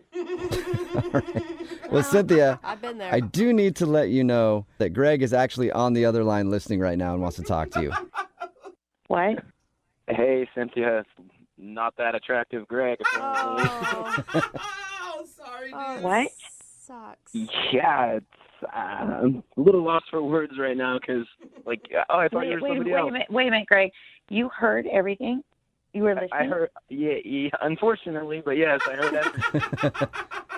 You heard everything that I was saying to them from the yeah, not start? attractive, hotter guy. Food would have been better without me. But, gosh. Really listening. Yeah, so. I am so sorry. I had no idea. I wouldn't have been like that sort of honest, I guess, if I had known you were listening. You're a really nice guy. I'm really sorry. Why didn't you just say something when you first saw me and you realized you made a mistake? We could have went our separate ways.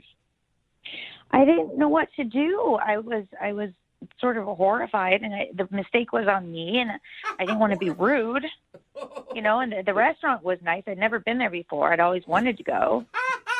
Cynthia! You didn't want to be rude, and then you go through the whole dinner and let me pick up the tab, and you didn't want to be rude? I mean, you asked me out. You know, it was a date. I didn't know what to do. A date with the wrong guy? I know, but you didn't know that. Yeah, but you didn't know. Cynthia! Brutally honest. Man, just, I mean, you'd think if, you know, at the end, you know, if you knew and you didn't want to tell me, you would have, you know, like, oh, let me get, or at least offered. You didn't even reach for anything. I just picked it all up and thinking. We were on a date. I know, but you didn't mean to be on the date with me. You meant to be on the worst date with the hotter guy. You know, again, I'm so sorry. I don't even know what to say. This is so uncomfortable. And you said, like, that my date was better. Like, I mean, I know your date was so much better. Oh, my God. So you confirm it. Rub it in. Cynthia, you know that makes no sense. You could be, like, you can grow to be more attracted to people. Not with me. You know, I kind of, like, I see it and I know it type of thing. Okay. What is it? Could I, like, get a haircut? Was it my clothes? What? No, Greg, you're great. There's nothing wrong with you. You're great. Nothing wrong with you. Have you ever been there, you know, where you're with someone, but the entire time you're thinking about someone else? I'm sorry, that's just how it was. It was just, that's how it was that whole night for me. I have been there for the past 3 days thinking about you, and now I get this earthquake hitting me. Oh. Sorry, dude. There's no way you could, like, open up your eyes, up your heart, maybe give him another chance? Well, you know what? I would be totally willing to go out with Greg again, you know, like on a fun friend date. Friend date? That would be fun. Well, then how about it? Cynthia, would you like to go out with Greg again on a fun friend date? We will pay for it. I'd totally go out with Greg on a fun friend date. Yes, Greg's super nice. Greg, what do you think about the fun friend date? I don't want to go on a pity date with you, Cynthia. Why don't you guys just give it to Cynthia and her new hot guy? They can use it, so it's not just not getting used. I mean, at least she'll enjoy herself. Oh my God, that's a great idea. Oh my God. There you go, Cynthia. And since it sounds like your current hot dude is a horrible dater, we'll give you at least a decent gift card somewhere. Oh my God, thank you, Greg. Oh, What about, do I get anything? I mean, this is a big slap in my face. No, it's not a slap in your face. You know, it's like you said, why waste it, you know? But we can use it for other things. We don't have to pay for your date with the hot guy. But he's really hot. All right, Cynthia, then you know what? Sold.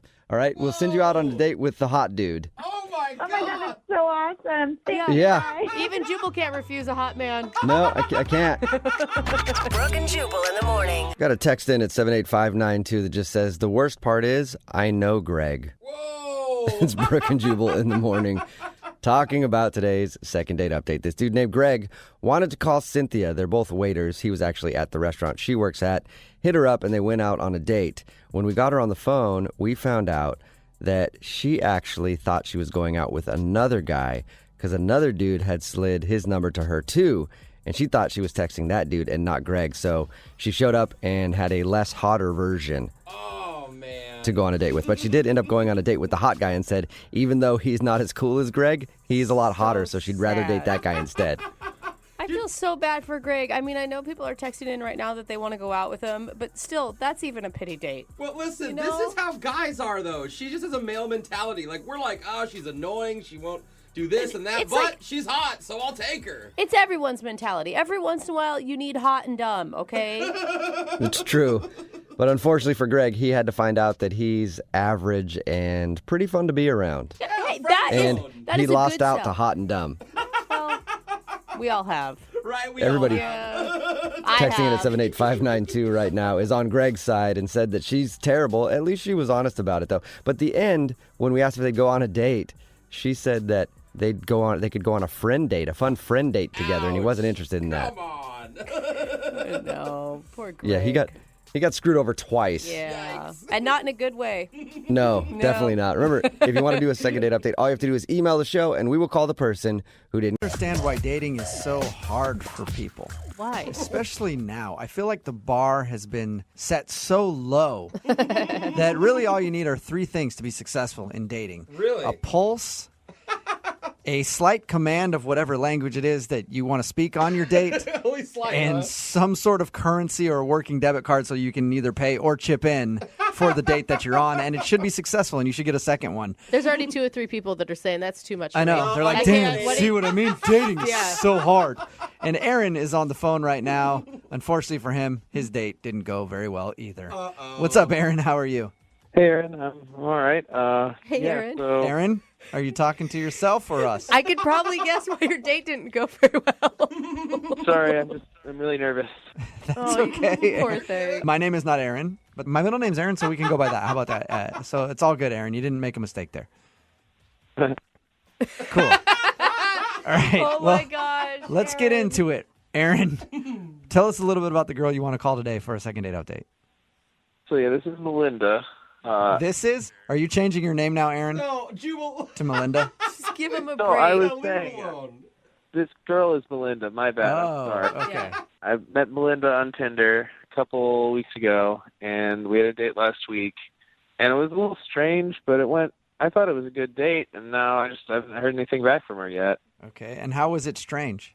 Well, first off, she had me pick her up, which isn't that bad, but when I got there to her house, her mom answered the door at first, so I was a little confused because, like, it looks like the person in the photos, but Oh, you thought the mom was the Tinder date for a second. yeah. So I kind of flubbed up in the beginning. Oh, no. By hitting on her mom? Yeah, I mean, I thought it was Melinda at first, so I just was like, oh, hey. And I was trying to be nice because I thought maybe, you know, she had just changed the photo or photoshopped it or something. And I was like, well, you look nice. So how long did you hit on her mom before you realized it wasn't her? I mean, maybe 20, 30 seconds, not that long, you know? Okay. And you look nice is a pretty innocent thing to say. Yeah. Does she live with her mom, or was her? I mean, yeah, she lives with her mom, but Okay. she is really cute. And Wait, now I'm confused. The mom or Melinda? well, actually, both of them a little bit, but mostly Melinda. She's definitely the cuter of the two, you know. Okay. So she's a little bit cuter than her mom, but you'd take either one. Yeah, but I mean, I want to be clear. Like, it's Melinda that I'm interested in here, you know? Got it. When you guys talk to her, I want to make sure this is what I feel might have ruined the date in the first place, so I don't want to end up digging myself a deeper hole. Wait, what do you mean by that? Well, when Melinda walked in and I realized that it was her mother I had been talking to begin with, I made a really bad joke. What was the joke? Oh, no. Well, I looked at her mother and I said, "You look so good, I might as well go out with you." What did her mother say? They just kind of looked at each other. Oh, no, they didn't want So it didn't go over like you thought it would. No, I kind of laughed a little bit trying to break the ice, but it didn't really land. Oh, man. So you really started off this date right. Yeah, it wasn't the best start, but then we ended up going out. We saw a movie, and that was good because then I couldn't talk anymore. Like, let's go somewhere where I don't have to say any words because I clearly keep digging myself in a hole. Yeah, pretty much. It felt good not to have to talk. So once the movie was over and you had to engage her again in conversation, how did it go? It was okay. I asked if she wanted to go get a drink after, but she said that her mom had been texting her and she had to go back home. Okay. Was there a reason or details? Like, was it an emergency? No, she just said that her mom was wondering where she was. And you are over the age of 18, right? What? Oh, yeah, definitely. Okay. And she is, too? Yeah. All right. So her mom wanted her to come back home. No, and no, then- she didn't say that. She just said that she was wondering where she was. I mean, I thought it was a little strange, too, you know? It's not the best exit. Yeah. Yeah. Because, like, it's kind of apparent. I mean, you picked her up at her mom's house. She's on a date. Yeah, I thought it was fishy, too. You know, I asked to see it, and she wouldn't show it to me. You asked to see the text message? What? Yeah. Okay, You called her on the line? Show that's me. yeah. I don't believe you for 1 second. Show me that text message. If not, I'm going to get drinks with me right now. Dude, that is a guy who is definitely struck out on Tinder before. Yeah, I realized that was probably the end of it right there. But Why do you want to call her again? I mean, everything about this date sounds horrible. I mean, I had a good time with her. At what point? You did? When you weren't talking? Yeah, the movie was great. Okay, so everything other than the movie was terrible. Well, I mean, this is my second Tinder date, and the first one looked nothing like the picture. This one, at least, definitely was the right person. I mean, even her mom looked sort of like the person. Okay. And and that is a success in today's dating world. At least it was the right person. All right. Oh, my God. I'm going to go out on a limb here and just say you probably didn't kiss at the end of the date. No. No. Okay. Well, here's what we'll do. We'll play a song, come back, call her, and get your second date update, all right? All right, sounds good. Moving 92.5. Brooke and Jubal in the mornings. Second date update. Everybody knows that the key to a woman's heart is through the mommy. Oh. That's right. Make the mommy like you, and the daughter's gonna like you too. You Make are the mommy so feel creepy. good, and the daughter's gonna feel good too. No. Oh, my God. Talking about Aaron, who's on the phone to do a second date update right now. He made a very awkward joke about his date's mom, and he thinks that's the reason he's not getting a call back. If you missed the first part, he met a girl on Tinder, showed up at her house, and her mom answered the door. It took him a few minutes to figure out that her mom wasn't her because he's like, well, I met her on Tinder. Maybe the picture was different or something. Once he finally figured out that it was her mom, he then made the joke of, hey, you're pretty hot. I should probably take you out too. And they didn't find that very funny. So he ended up taking her to a movie, and then after the movie, she said she got a text message from her mom saying that she had to go, and then she left. And that's the last he's heard from her. And we're about to get her on the phone and find out if the mommy joke did him in. Yeah. Aaron, you ready to give her a call? Aaron? Aaron? Aaron? Yeah, hey, I'm ready. All right, What are you doing there, Aaron? Well, I was just petting a cat.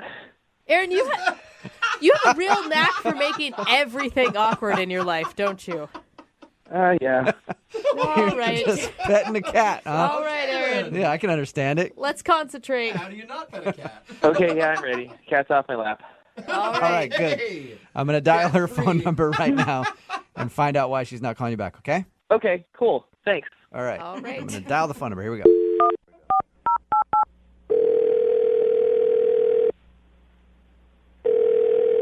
Hello. Hi, can I speak to Melinda, please? This is Melinda. Hey, Melinda, how are you? This is Jubal from Brooke and Jubal in the Morning. Hi. Hi. Hi. Are you familiar with the show? Yeah, a little, yeah. Hi, Awesome. Melinda. Okay, what's Okay, up? cool. Oh, hi. Wow, hi, everyone. Yeah, Everybody we're- is we're here. all here. We don't normally do these phone calls where people actually know who we are. Usually they're always confused. I'm still confused. Don't get me wrong. Okay. Any idea why we might be calling you today? Is it a prank thing?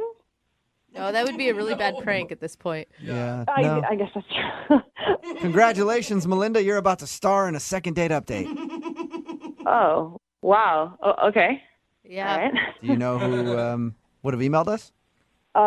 There's two options. I went out recently with a guy named Aaron, and then I went out with a guy named Mike. Okay. Oh my God, I'm sad for you that you have multiple options for this. Yeah.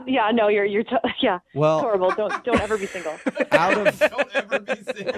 Out of those two dates, which one do you think would email a radio show to call you? Aaron or Mike? Ooh, it's still difficult. Wow. I'm guessing Aaron. Congratulations. Oh, man, she You is on guessed fire. correctly. Did have chemistry. Aaron emailed us and told us about your date and wanted us to get you on the phone and ask why you're not calling him back. And he seems like one of the most awkward people ever.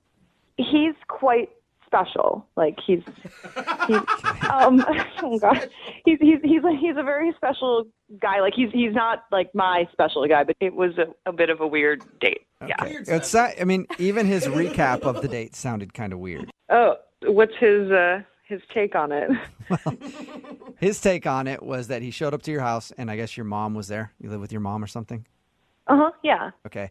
And at first he thought your mom was you. Yeah. Which is, So I he mean, told us about that. an innocent mistake. Yeah, and then he told us about the awkward joke that he made about, hey, you're kind of cute. Maybe I should take you out, too, to your mother. Yeah. Okay, wait, you're laughing now, but he said that it was dead silence from both of you when he told the joke. Oh yeah, of course. I'm laughing now because it's so cringeworthy.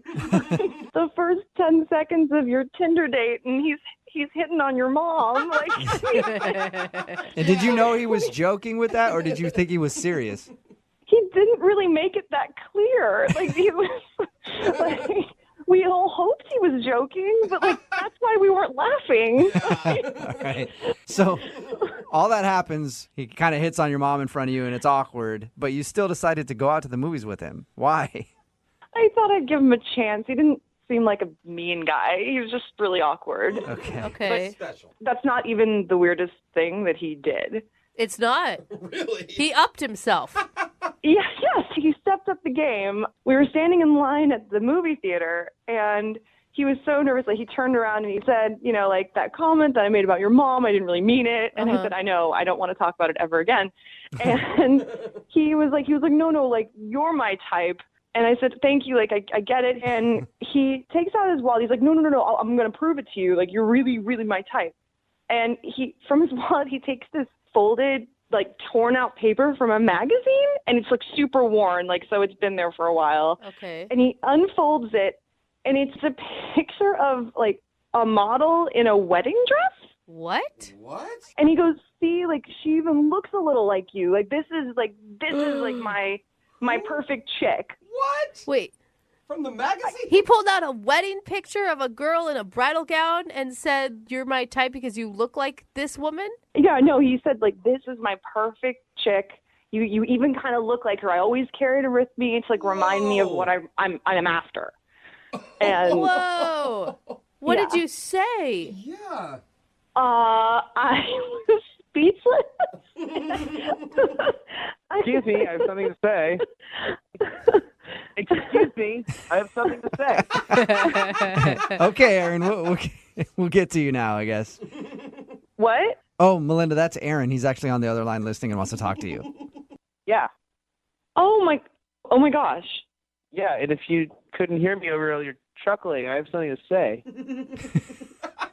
You know, Okay. I don't normally show that to people. I just pulled it out because I felt like I messed up so bad with your mom and you, and I wanted to show that, I wasn't interested in your mom. Whoa. Is this for real? Is this really happening? Yes, it is. Okay. I was trying to flatter you. How did you think that would be good? Like that would work? No, like I said, that's a picture of my perfect chick, and you look like her, and you're my type, not your mom. That is like one of the worst ways I've ever had someone do that. Aaron, do you not get that, like, I don't know, seeing anything in a wedding dress on a first date that's already going pretty poorly is going to maybe backfire? Well, I mean, the wedding dress isn't what's important. That's just a happenstance, I mean, the point is that's like the perfect girl for me, and Melinda sort of looks like her, and that's the point. Okay. That is so weird, man. Oh, thank you. Yeah. So now you guys know why I didn't call him back. No, I still don't get it. I think that was a very nice compliment. Jubal loves when you pull out wedding scrapbook material. How long have you had this picture in your wallet, Aaron? It's like 3 years. Dude, Aaron! And not to mention, I mean, the wedding dress aside, okay, even if that's not the point, you're basing your ideal woman on a picture of someone. That's also, like, kind of shallow, man. Jeez, guys. I thought you were going to be on my side. I mean, it's just a photo in a magazine. A creepy photo that you showed me, like, on our first date. What? Well, I wouldn't have had to show you the photo if I hadn't accidentally asked your mom out. Oh, my God. Yeah, if that wouldn't have happened, you would have never known that photo was in his wallet.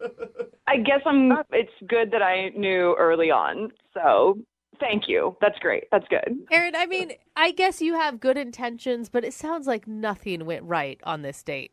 No, well, you guys are forgetting about how great the movie was. That's true. Oh, right. You did say earlier that you really liked the movie you guys saw. Well, in that case, oh my God, Melinda, would you like to go out with Aaron one more time? We will pay for a second. No. You didn't even let me finish. Yeah. We'll pay for it. No, I'm No? good. Thanks. You are his dream girl, Actually, she isn't really my dream girl. My dream girl is in the photo for the magazine in my wall. Oh! Okay. Oh my gosh. So you kind of That's a definite no. On look that like date, his dream girl. All right, well. Brooke and Jubal in the morning. Text in at 78592. That's probably the creepiest thing I've ever heard about today's second date update. That was taped when Brooke was here. Brooke is out on maternity leave and Jackie is filling in. But Aaron wanted to call this dude named Melinda. He thought that she wasn't calling him back because he had talked a little too much about how her mom was hot because he picked her up from her house and her mom answered the door. But that wasn't what the reason was. The reason was because in his wallet, he kept a picture of a beautiful woman in a wedding dress. Yes. And he kept showing it to her and talking about it because that's his dream girl. Mm-hmm. And he said that she reminds him of his dream girl. Yeah, That is super creepy. See, I get it, though. I don't think it's creepy. I think his intentions were good. It's cute, I think. It's romantic. But the way he brought it out and admitted that he holds it all the time with him, that's, I think, was what gets the creepy part. Well, and I think, everybody does have that image in their mind of who they're into, but that doesn't mean we make little paper, collages. Yeah. Okay, that's when you kind of cross over into creepy. If he keeps that in his wallet, I'd hate to see his wall at home. Right? A shrine to whoever this woman is. All right, remember, if you want to do a second date update, all you have to do is email the show, and we will call the person who didn't call you back. Brooke and Jubal's second date update. A listener named Nicole is on the phone today to do a second date update, and she said in her email that the guy she wants to call today, she liked him because he's cultured. Oh. So I'm guessing, Nicole, that he's the type of dude that likes to put mayonnaise on his hot dog. Huh? That's not culture. No. Yeah, very fancy dude. I mean, if we were talking Miracle Whip, maybe. I don't know. We never ate hot dogs together, so I can't really say, but that wasn't exactly. How cultured is this guy then? Do you guys eat something other than hot dogs on a first date? He lived in France for like 8 years. Oh, okay. Oh, that's pretty cool. I don't think they have hot So dogs out he's there. super well traveled and he's a man of the world. Super well traveled. He loves to do a ton of adventurous things. He loves to ski. Specifically, he calls it alpine skiing, which I've never heard anyone say that before. Like he's just very rich with his things that he loves to do. You know? Is he rich with money too? I don't know. Oh, I never found out. And how did you meet this man?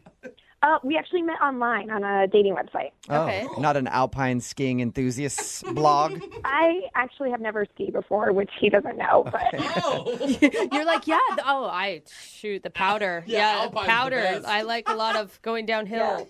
So who chose who on the website? Did you make the first contact or did he? yeah, I actually reached out to him because I was reading through his profile and I saw that he loved to travel, and that's actually like a huge thing for me. Like I love traveling. I've been to Iceland, France, Italy, Germany, Switzerland, Austria. I love traveling. So when I saw that he lived in France for 8 years, I was like, I have to meet this dude. I have to. And what did you think the first time you laid eyes on him? Okay, well, this is how the date started, which is actually kind of embarrassing. I saw him on the picture online, thought he was very cute. Like, I know what he looks like. Mm-hmm. I got to the restaurant first, and I was waiting at the bar for us to get our table, and someone came up to me and said hi. And I said, oh, I'm so sorry. I'm actually waiting for someone. And then there was like this awkward moment. And then I was like, oh, my God, Aaron. I didn't realize it was him.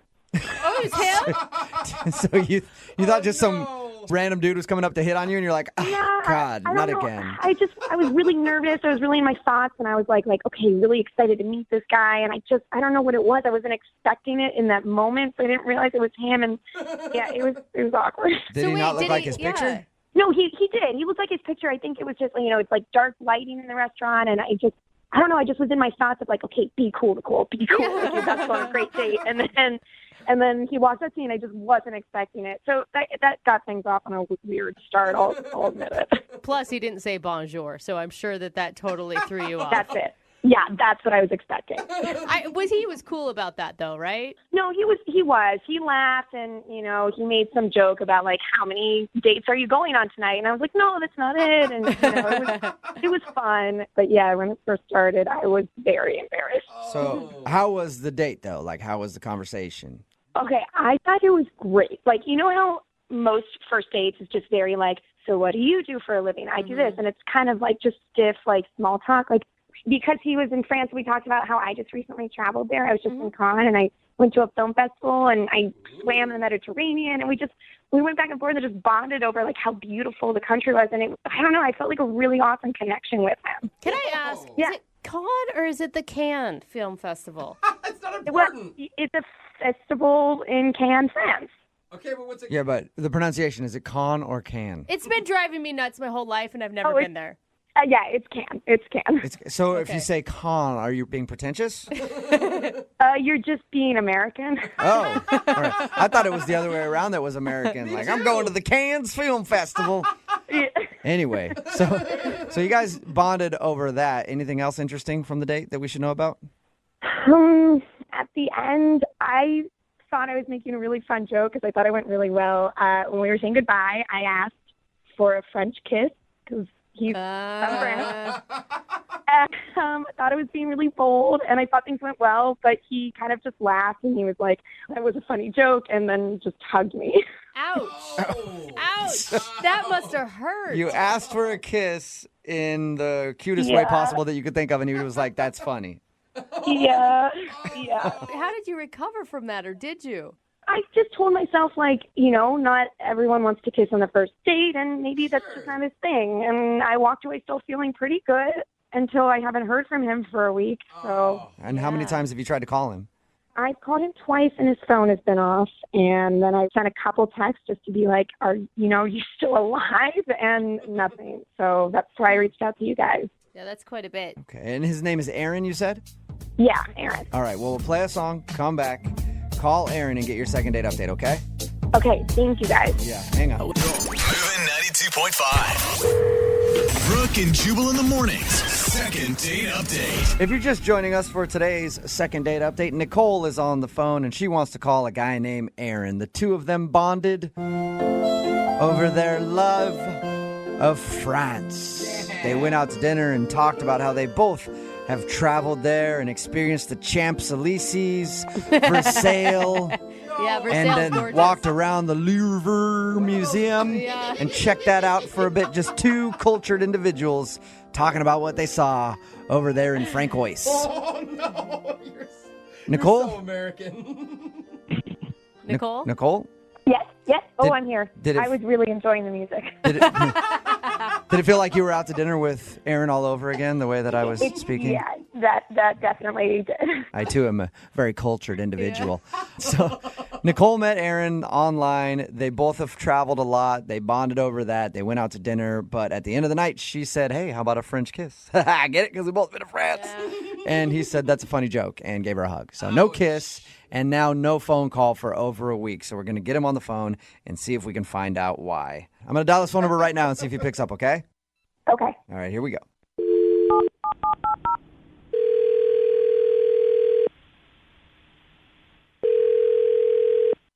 Hello. Hi, I was looking for Aaron. This is Aaron. Aaron, how are you? This is Jubal from Brooke and Jubal in the Morning. I'm okay. From where? Brooke and Jubal in the Morning. It's a radio show. Oh, I only listen to NPR. Sorry. That's okay. Yeah. We're kind of the Is that same. great? No, we're not If you, at all. if you add a NPR plus Justin Bieber plus fart jokes. Oh, yeah, sorry. I'm not familiar. How can I help you? Well, I'm calling you today because a listener to our show actually emailed us to see if we could get you on the phone. A listener. Okay. Yes. I don't know anyone who might listen to you, but sure. Well, you do actually know one person who listens to us. Her name is Nicole, and you guys went out on a date the other day. Yeah. I know Nicole. I blocked her. Wait, you what? I blocked her from everything. Social, her number. Yeah. Okay. Why would you block her? her? How is that any business of yours?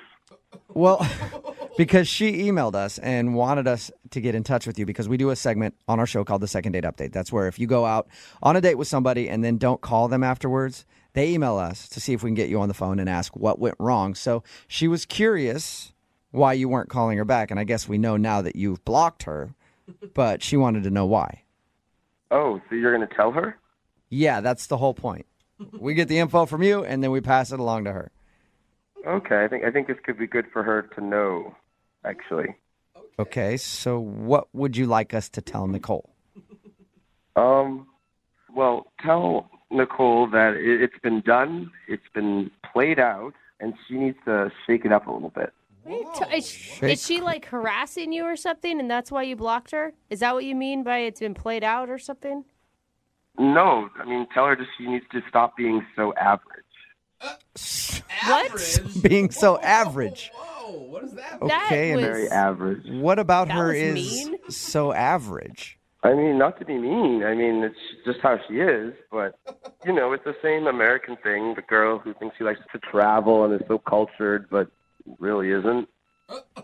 So wait, you blocked her from all social media and everything on the internet because you think that she's average and isn't well cultured enough? I'll give you an example. You know, she says she's well-traveled. And she says, you know, France is her favorite place to go. And she says the most incredible place to go in France is Paris. And then she, like, flashes her stupid Eiffel Tower keychain. I was just not impressed. You were not impressed that she liked Paris? Not at all. Every American woman says they love Paris. So what if Paris is an awesome city? So what? Paris was an awesome city in the 19th century. So, I mean, Paris is not awesome anymore. no, I mean, most people, you know, you say Lyon or you say Dijon. But, I mean, Paris was a while ago. We did that. Whatever you said to me just sounded like mustard. That's all. It's So, a city. yeah, I don't know where you're talking about. I mean, you get the gist. She's an American girl, says she loves to travel, and she's just skimmed the surface, and I wasn't that impressed with it, and frankly, I didn't have the patience for it. You sound super condescending. Like, can't you just understand that, one, she's trying to connect with you on a level where she knows you have interests? Connect with me over Paris. I find that very funny. Whoa. Paris isn't cool. Yeah, I guess, okay. Well, if I ever take a trip to France, I know not to go to Paris now, right? I mean, you can fly to Paris and buy a croissant and go to the top of the Eiffel Tower, and you're still not a world traveler. What are you talking? There's some people that I know that's never even been out of the country. I mean, good for her for I pity those making it. people. Okay. Just like you pity Nicole, Yeah. it sounds like. Exactly. All right. Well, Aaron, thank you for sharing. I need to share with you that Nicole is actually on the other line and wants to talk to you. Wait, right now? Yes, right now. Right now. Yes, Nicole? Hey, Aaron, it's that basic chick you went on a date with. I'm so embarrassed right now. I swear to God, he was not this pretentious on our date, okay? Like, he was a cultured person. He was not this condescending. This is not who I thought you were, Aaron. How would you remotely know that I'm cultured if you're not close to that? It's like, you're talking to me as if we didn't converse at all the night. I told you, I've been to many, many countries. You've lived in Paris for 8 years. I've traveled to France, Italy, Austria, Switzerland. Like, I've been many places. How can you say that? Stop talking. I don't need to hear, your passport stamps of the world. I heard you say it once on our date, and I don't need to hear it a second time. Oh, my gosh. I don't understand. Like, who do you think you are? Do you think that you're, like, some prince or something? I mean, why do you think that you're so incredible? Yeah. Well, I actually do have a little bit of royal ancestry and blood, but oh my God. but I don't like to talk about it much. Well, why would you? That's kind of showing off at that point, Aaron. Well, look, Aaron, all I have to say is, like, if you plan on ever finding love in this life, you've got to change because you're being a huge pretentious jerk right now. Well, I'll think about that next time I'm flying on my jet to Megève with my family to ski, and you're at some senior frogs trying to buy a shot glass. Tell everyone you went to Puerto Vallarta. My God. Oh, my God. I can't believe I actually liked you. And you didn't see any of this on your date with him? No, he totally hoodwinked me. I thought that he was a really sweet gentleman. I don't know, he must have real game or something. This guy? I actually was a gentleman. It was excruciating to sit there for 2 hours or whatever, and I laughed on the inside. And frankly, I think I'm done. Whoa. Man. Well, that makes two of us, Aaron. Finally, we have something actually in common because we are both done. I do not ever want to speak to you again. Oh, well, that came as a shock. And Nicole, before you go, it's pronounced can, not can. You know what, Aaron? Why don't you go suck your own because no woman is ever going to do it for you, okay? Oh, my God. I just fell in love with Nicole. Oh, my God. Aaron, you seem cultured enough. Are you able to do that? Because I've heard that Frenchmen can do that to themselves. As every man should. This is the reason I don't listen to terrestrial radio. Well, thank you for being on terrestrial radio for a few minutes. Appreciate your feedback, Aaron. Nicole, I didn't even get to ask if you'd go on a second date with you. Oh, come on. I think you know the answer. Well, I don't. I'm honestly so sorry you had to deal with him, you guys. I'm very embarrassed right now. That's all right. So what are you going to do now? I mean, I'm just so angry. I just want to find him and just hit him over the head with a baguette or something.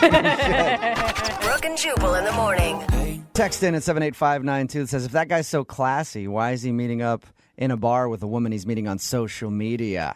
Good point. He should be finding them somewhere else. Yeah. Because he's very refined. You should go to the art gallery. If you missed today's second date update, Nicole wanted to call a guy named Aaron.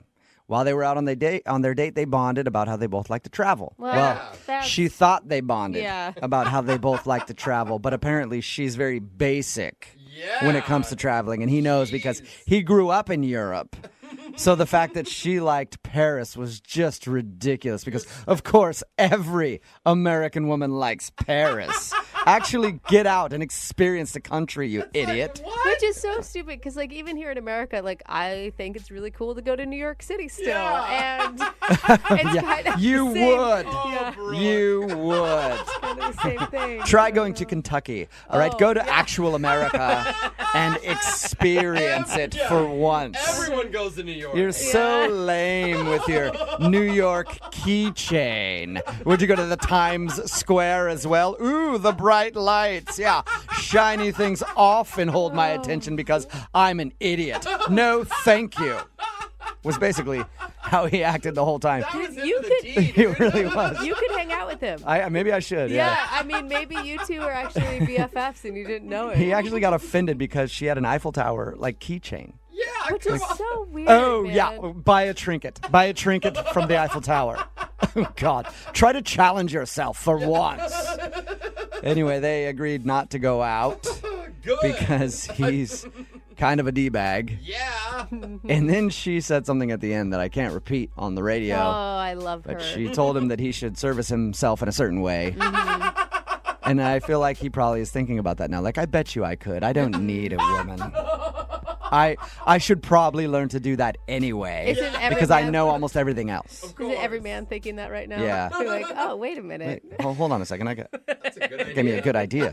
Remember, if you want to do a second date update, all you have to do is email the show, and we will call the person who didn't call you back. You know a date has ended well when you wake up the next morning naked, not knowing what happened, and you're alone. It's Brooke and Jubal in the morning. I'm moving 92.5. Billy is on the phone to do a second date update today. He wants us to call a girl named Dana, and apparently that's how he woke up after their date. Naked and alone, and maybe a little bit afraid. I'm not sure. Billy, how you doing? Good, man. How you doing, Jubal? Good. So your email said that you met a girl out and you hooked up, and then the next morning she was just gone. Yeah, man. It was a rough one. Tell me a little bit about it. All right. So I was out with my buddies at this, country and western bar. So we were having a good time, definitely drinking. And across the bar, there's this table of girls, and we're evenly numbered. So we're like, okay, let's, maybe start talking to those girls. And, through, the crowd, I make eye contact with this girl in particular at this table. And I felt like a connection right away. So I grabbed a tray of drinks and brought them over to the table. Did you pay for the drinks, or did you grab them from an employee who was walking by? I paid for the drinks. Okay, I just picture there's a server walking by. You just grab the drinks and bring it to the table, which would be a smart way to do it there. Billy. No, man. No, I ordered a round of drinks, and they gave us a tray to bring it over on. And yeah, man, I dropped it at the table. It was an awesome move, I think. I was like, ladies, drinks are on us. And nice. How drunk were you at this point? I wasn't that bad yet. Drunk enough to have the confidence to go over. I probably had 3 drinks at this point. Okay. I was not that bad yet. But everyone was in a good mood. Our groups kind of meshed together really well. And then we just kind of kept it going from there. Things got pretty crazy. We kept drinking and did a lot of damage there. We were dancing. Everything was really fun. I got her number there. Were you guys making out on the dance floor in front of everybody the whole time? Yeah, we were. Absolutely. We were all over the place, just making out on the dance floor, on the pool table. Somehow you got up on top of a light and you guys were going at it. One of those type of evenings. That's that nuts. The kind where you're dancing but also making out, knocking into other people, other people were kind of annoyed. I think we've all been there. Uh-huh. Yeah, man. It was fun. It was fun though. When did you ask her to go back to your place? I don't really know. We just kind of decided it was a little hazy at that point. You have no idea. I'm not sure. I remember meeting a girl and her friends. I remember making out on the dance floor and bumping into people and them getting mad. And then I remember waking up naked alone. So tell us about the wake up. Oh man.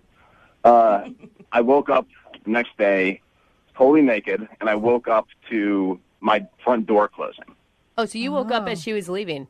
Yeah. I didn't get to say goodbye to her. I just it was the noise of the door opening and closing was what woke me up. Ooh. Okay.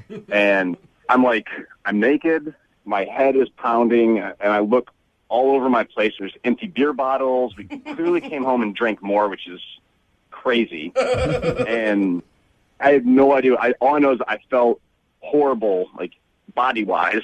And I was like, what the happened last night, man? I had no idea. But yeah, that's how the whole thing ended. And I wanted to continue talking to this girl because I really liked her. So can I ask, what did you really like about her? Because we've all had the drunk hookup, random, whatever. But how much did you actually get to know her? I think not as well as you can, I guess, when you're in a few hours in the bar. But she was really cute, and she was laughing about. She had a really good sense of humor, and there was something immediately just immediate physical attraction. Yeah. And then we hit it off. So I called her, left a couple voicemails, and then text, nothing over the top crazy, but just asking hey, what happened last night? And hey, do you remember last night? Because I don't. Oh God. It's always such a charming line, isn't it? Do you think it's possible that she's embarrassed either by the hookup or something else she did that night? I don't know. That's what I want to know. I want to know, like, does she have a boyfriend? You know, like, does she just totally regret the whole thing? Did I, did I puke? Did she puke? Like, I don't know. Yeah. I don't know what's going on. You don't have any recollection of getting back to your place and doing anything. You just woke up when she was leaving. Yeah, exactly. All right. Oh, man. So maybe that's it. Maybe she doesn't remember. She like rolled over and was like, "Oh my god, I got to get out of here." Oh man, I hope not. That's kind of a bummer. Yeah, it is. All right. Well, we'll play a song. Come back, call her, and get your second date update. Okay? Dude, thanks, man. I appreciate it. Yeah, man. All right. I'm interested to find out what happened. Hang on. Moving 92.5. Brooke and Jubal in the mornings. Second date update. Let's start the second part of today's second date update talking about the things that we know, which is not much. Because Billy is on the phone and he wants to call a girl named Dana. All he really remembers about the evening is meeting Dana at the bar, drinking a lot, and then waking up in the morning to the sound of his door closing and a headache, naked, wondering what happened. Sounds like The Hangover. Yeah, and now she won't call him back.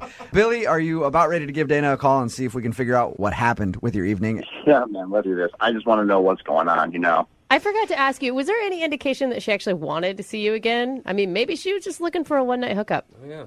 You know what? That's totally possible, and we could have even had that discussion. I just don't recall it. They actually, who knows, they could have sat down for 2 hours and discussed the whole thing and been like, here's the deal. This is going to be a one-night thing. I'm going to leave in the morning. You're going to be naked and have a headache. Don't ever text me.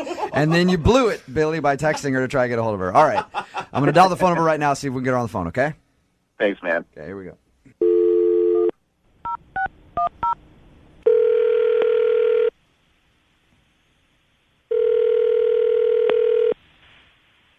Hello?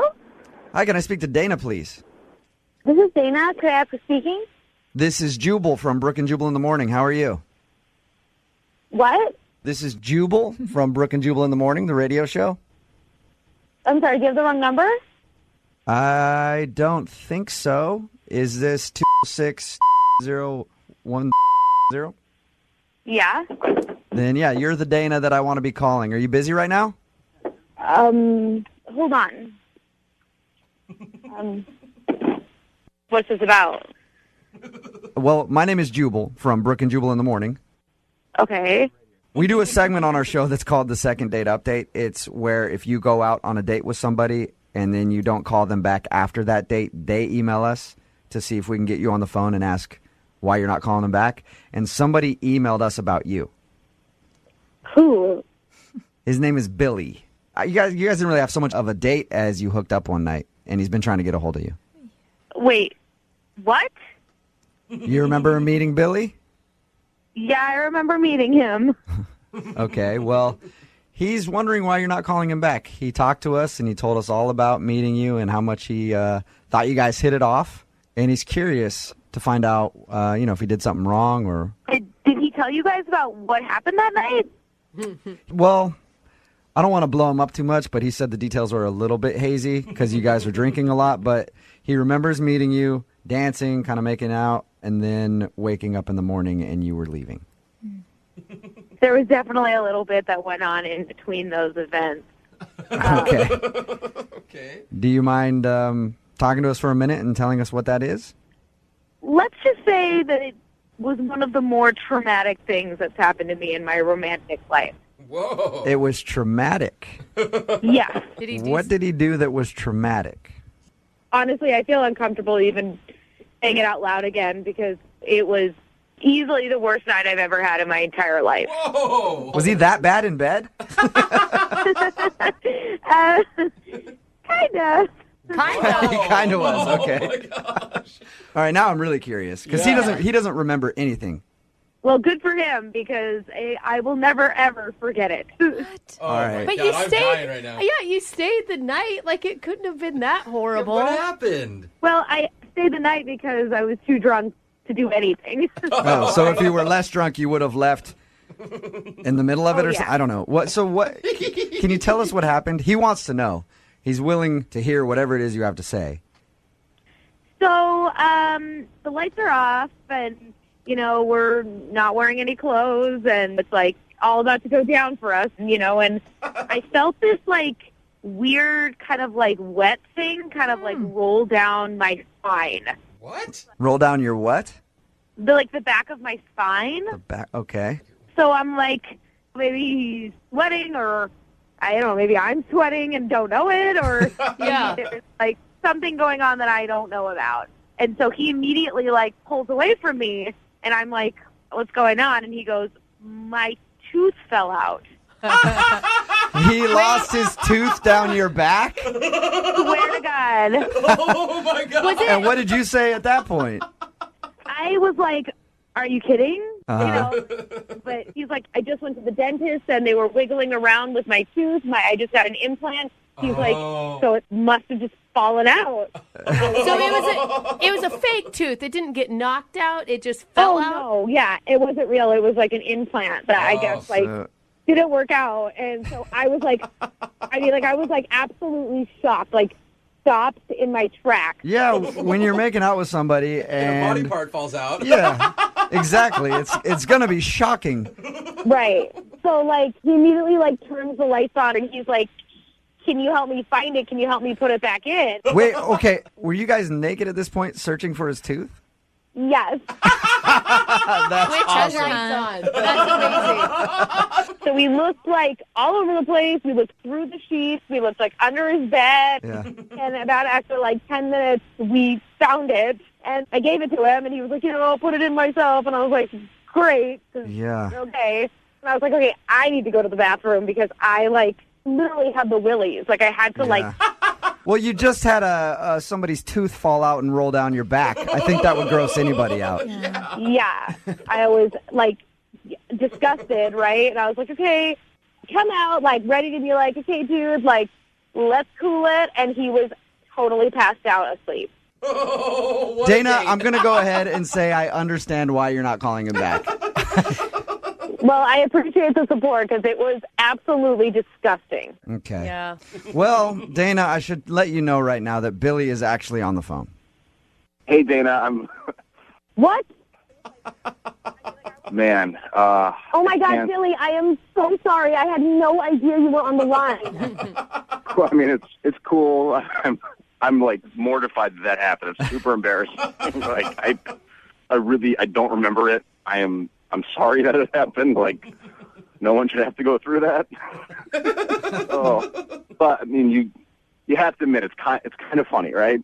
Billy, like I understand that you probably think that's funny, but I was absolutely disgusted. Like I thought I was gonna actually throw up at your house. And not from the alcohol. I was going to throw it because your tooth fell out and rolled down my back. To be totally honest, like I'm actually kind of relieved to hear like that's what it is, because I would have been like way more mortified if like I had puked on you or something like that. I mean, it's like, it's a tooth. It's a fake tooth. It fell out. It's funny, Once you see something that you can never unsee, it's just not going to work out. Oh, you have to give me a second chance. It's such a freak accident, and it's nothing that serious. A freak accident? Your tooth rolled down my spine. That's the definition of a freak accident. Oh my God. That's a quote I've never thought I'd hear before. Think about that. That's like a connection that we'd have. That's like a funny story we could tell. Yeah. Dana, what if I pay for it? We'll pay for you guys to go on a second date. Honestly, you're nice enough, but like not all the money in the world won't unsee that from my brain. Okay, so you need money for counseling instead of a second date. Yeah. Because I have a fake tooth, that's the reason? That seems a little shallow, I think you're reading into it wrong, Billy. She's not turned off by the fake tooth. It's the fact that your fake tooth dribbled down her back before you were about to make love. But be honest, you can't wait to go tell your buddies this story. Yeah, dude. If that happened to me, I would be doing the same thing. I'd be on the phone to everybody like, dude, you got to go on Moving 925. Listen to the podcast. I totally toothed the Yeah, chick. I toothed a girl. Brooke and Jubal in the morning. Brooke and Jubal's second date update. Today, a listener named Ethan is on the phone for a second date update, and I read your email, Ethan. I think I already figured out your problem. Oh, yeah? Yeah. Well, your email was like super positive. You said everything was great. Like it sounded like maybe the best date ever. That's kind of how you framed it in your email. And I'm thinking maybe your problem is the date was just too good. And she doesn't want to do it again. Yep. And that's why she's not calling you back. That's it. No. Yeah, you just ruined dating for her altogether. And now she can't date anymore because it was just such an amazing date. So we're done then. I guess that's it for the second date update. All right? See you later. No, you still want to do it? Yeah, let's run through it just because I feel like it wasn't completely perfect, but okay. I want to try another perfect date with her. Fine, Go against the Ethan. expert. I know. Thought I helped you out already, but whatever. Tell us your story. What's the name of the girl you want to call today? Her name's Skylar. Skylar.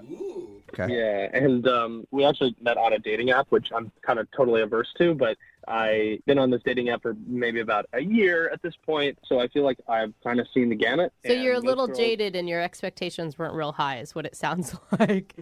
You could say that, but I've had connections with people, but I just haven't, I don't know, something that was completely different about this girl. I just felt like it clicked between us. Are you saying before the date or once you guys met in person? No, once we met in person. Okay. Yeah. So what was so special about the whole thing?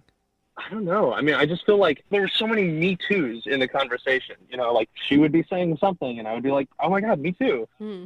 It was like 40 times when we were like, oh yeah, me too, me too, me too. That's when it's good on a date. If it starts with a hashtag, it's not going to be a good thing. I guarantee it. Right. No. I mean, it was not like that at all. It was just like, if I was saying like, oh, I was a Boy Scout. She was like, oh my God, I was a Girl Scout. We had like so many things that we had in common. And, But yeah, the big thing is we kind of connected over how long we were kind of in the Scouts program. Oh, you guys went deep into the... Yeah. We went for a deep, because she was a Girl Scout for like, I don't know, like, from when she was 9 or 8 until she finished high school. Oh my God, did you guys have like a knot tying contest right there? We totally could have. I would have loved to have had that. How many knots can you do? Maybe 15, 30 right now? Wow. Oh, cute date. So are you one of those guys that's like an Eagle Scout? You made it all the way to the top, and then like you live the rest of your life still like a Boy Scout, basically? Well, I mean, it's not like you're always out and you're like bringing a survival kit with you at all times, but it does have some really solid life skills in it, of like this idea of always being prepared and whatever. Regardless, the big thing that I felt like she took from it, what I took from it as well, is that we both really enjoy the outdoors and stuff, and like camping and hiking. So that kind of just gave me like this brilliant idea that I thought maybe it would be really romantic to give Skylar like this traditional campfire, but in the city. Okay. I love those. And so at the end of the date, I was driving her home, and on our way home, I was like, well, 1 second, I'm just going to go in and grab something. So I kind of ducked into a 7-Eleven, and I bought one of those Duraflame logs, and like I got some empty boxes, and I got some marshmallows, because I was like, well, why don't we have this campfire in the city, That's cute. That is really cute. I thought it would be really kind of fun, right? Yeah. Cute until Where'd you you- get busted by the cops. Yeah, I was because I gonna don't think it's legal. You said campfire in the city. Where'd you fire up this log? In the middle of a street? No. He's in a back alley next to a... Yeah, it was kind of a little bit of an alleyway, sure, but it didn't feel sketchy at all. But I thought she kind of would have enjoyed it, and she totally did. It's pretty romantic, to be honest. Yeah. Did you guys kiss? Yeah, we kissed. We held hands a little bit. We were kind of being, cuddly and stuff. And So right there in an alley, smelling like, I'm sure, urine and trash next to a dumpster with a Duraflame log going, you guys were just snuggled up. it was one of those you had to be there moments. I mean, talking about it in retrospect, it does kind of seem a little Don't let ridiculous. Jubal But hate on your campfire, okay? He just hates the outdoors. That is all true. right? It's very So true. I Even think, city outdoors. I just don't like being outside. Yeah, I think your idea sounds super awesome, and I can't believe she's not calling you back. I feel that way as well. I mean, unfortunately, we weren't able to actually eat the marshmallows that we were roasting because I guess the Duraflame is like toxic, I guess. Yeah, it's not good. Yeah, the chemicals. Yeah, a lot of chemicals in that thing. Yeah, exactly. I guess my part of being prepared as a Boy Scout kind of fizzled out at that. But it was a good date. I left it at that. I drove her home, kissed again at her place, and then, you know, I texted her after a couple of days just to check in, and she didn't ever text me back. So I think Jubal's right. It was too perfect. Yeah, maybe it was just too perfect. Yeah. You haven't heard a word from her at all? No, I'm kind of worried that maybe she's met someone else or like on the app, like she might still be on the app, you know, and searching. Maybe she like went on another date and that guy went to Dubai with her or something. I don't know. All right. Well, we'll play a song and then come back and find out why she's not getting back to you with your second date update, okay?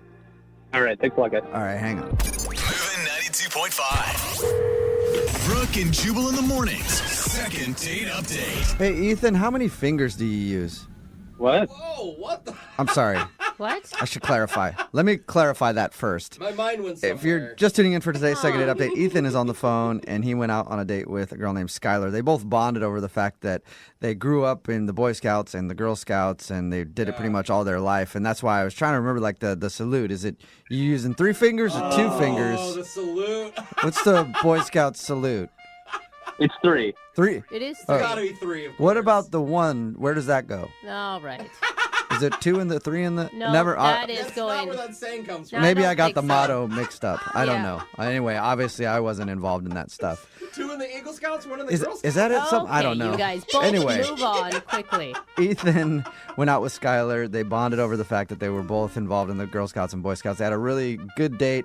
It ended with an impromptu cookout, campfire sort of, in the city because he bought a Duraflame log from 7-Eleven on the way home, sparked it up in an alley, and then they kind of sat there and hung out in front of the campfire and made out a little bit, and he dropped her off and hasn't heard from her since. All right, Ethan, you ready to give her a call? Yeah, let's do it. Okay. Are you nervous right now? Because I feel like I'm nervous for you. Like, everything went so well. What could be wrong? I have no idea. It really it was one of those times where I felt like I was falling in love. And that's so sweet. And they say when you know, you know. Like, that's the thing. Yeah. This could be amazing. Is that the Boy Scout motto? No, When that you know, is- you know? Okay, you need to move on from the Boy Scout stuff. I gotta stop thinking about You're really this. bad at It's it. gonna bug me. All right. Well, I'm gonna call her right now and see if we can figure it out. Okay. Awesome. I'm so excited. Okay. Here we go.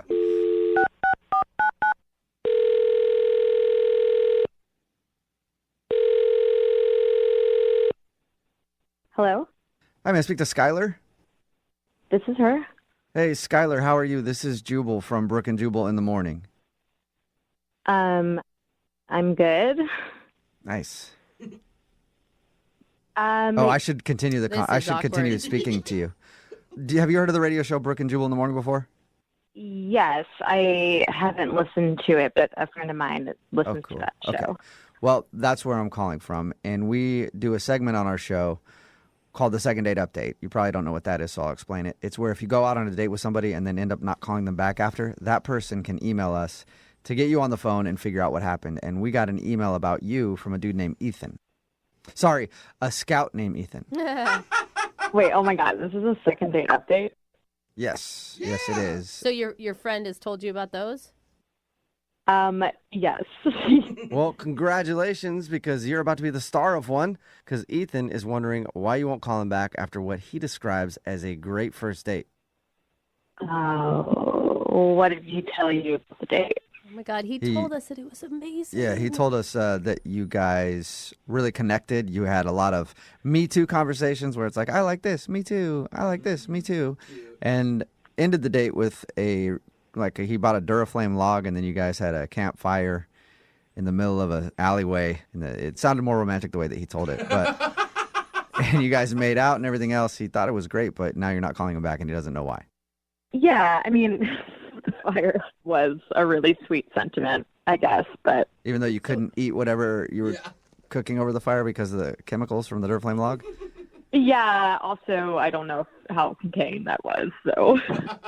Wait, it wasn't just like you've run out of time and you meant to call him back. Like, there's a reason you're not calling this guy back? I don't know. After the campfire, I could tell that he really liked me, and he was really sweet. He drove me home, and right before he dropped me off, he asked if he could take me on a weekend getaway, which is also like a very romantic thing to ask, but not after we just met. But he was going out on a limb, man. I mean, don't you want a guy to really like you at the end of a date?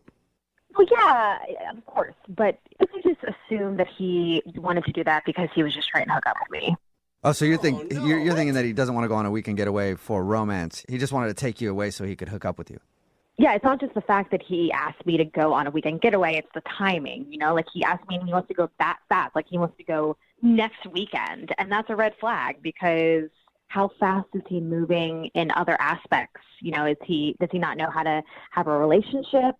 But you can't just tell him, I don't feel comfortable with that. We should go on a few more alleyway cookouts, and then maybe a weekend getaway. You just stop talking to him. Yeah, I mean, it was a lot, and I think it just kind of threw me off guard. So I guess I should tell him that. I've just been trying to think about how to say it in a way that's not going to hurt his feelings, I guess. Oh, well, okay. I got good news for you then, Skylar. What's up? You did say it because he's actually on the other line listening and wants to talk to you. What? Hey, how's it going, Sarah? Yeah. Wow. Hi. Oh, my God. I didn't know that he was already there. Like, I thought you guys were going to call him. No, God. that's the beauty. Yeah. That's the beautiful part of these. We're big liars, and he's been on the phone the whole time. Are you embarrassed? Yeah, I'm embarrassed. You shouldn't be. I'm glad that you said all that stuff. It totally makes sense. I understand. What? But listen, I mean, like, I'm a very romantic person when something inspires me to be very romantic. Aw. Yeah, but Ethan, I understand that you have really strong feelings, but like, do you usually ask people out on vacation right when you meet them? Because that's a lot. Like, I just want you to be in my shoes. Like, it's a little scary to go out of town with someone you don't really know. Yeah, I kind of see that now. I guess I was just wrapped up in the moment of being like, this is fun and silly, and what else can we do that is spontaneous like what we did tonight? And we don't even have to, like, stay in the same bed or, like, hotel when we go off and, like, go on a trip or something together. I just am trying to – I guess I was just trying to find ways or an excuse to spend time with you. Mm-hmm. Again, you're asking me to go out on a vacation, and we've only been on one date. So I need you to slow your roll just a little bit. But Skylar, if he hadn't had said that, where were you at on the date? Like all the way up until he asked you for a weekend getaway. What was your thought about him? I was having fun. You know, I want to take things slow, though. I want to get to know someone. You know, like the date was great. We got to do something weird and crazy and fun, and obviously a very memorable date. Maybe there's other weird, crazy, fun things you could do on a weekend getaway, like super weird. You don't know. Super weird? Not really helping, Juice. Oh, my God. Look, the only reason why I feel like I am jumping ahead so quickly is I just felt like we had a really awesome time, and I don't know if you feel this way, but I feel like I'm actually kind of falling for you. Oh my God. Wait, you're falling for me? Stuff like that, Ethan. Like, you need to be careful about what you're saying to me this early on. You're right. I'm sorry. I'm just trying to figure out how to say what I'm feeling inside. But I'm going to slow my roll. I can practice slowing my roll. Yeah. If you just marry him, Skylar, he'll slow his roll a little bit. You know? Hey, Skylar, would you like to go out with Ethan on a second date? We'll pay for it. Just a regular date. Yes. So just to clarify, we're not talking about a vacation anywhere or like a couple's massage or anything. Right? This is like a very normal date. That's what I'm thinking. Ethan, is that what you're thinking? Yeah. Absolutely, totally normal. And if you want to go to Dubai for the weekend as well, we can do that. Dubai. I'm joking. Okay. I don't know if you are. That's the scary part. Yeah. Okay, so Skylar, what do you say? Yes, I will go on a second date. Yay! But I really want to take it slow and just get to know each other. Okay. Ethan, that means dinner. All right. Just dinner. And we'll talk slow. I'll speak really slowly, too. Just everything slow. Slow. Okay. All right. Well, congratulations, Ethan. You got your second date. Yeah. Awesome. And Skylar, you're sure you want to go out with Ethan again? I do. Oh, don't say those words to Ethan. I mean, I will. Okay, there you go. That's better. Brooke and Jubal in the morning.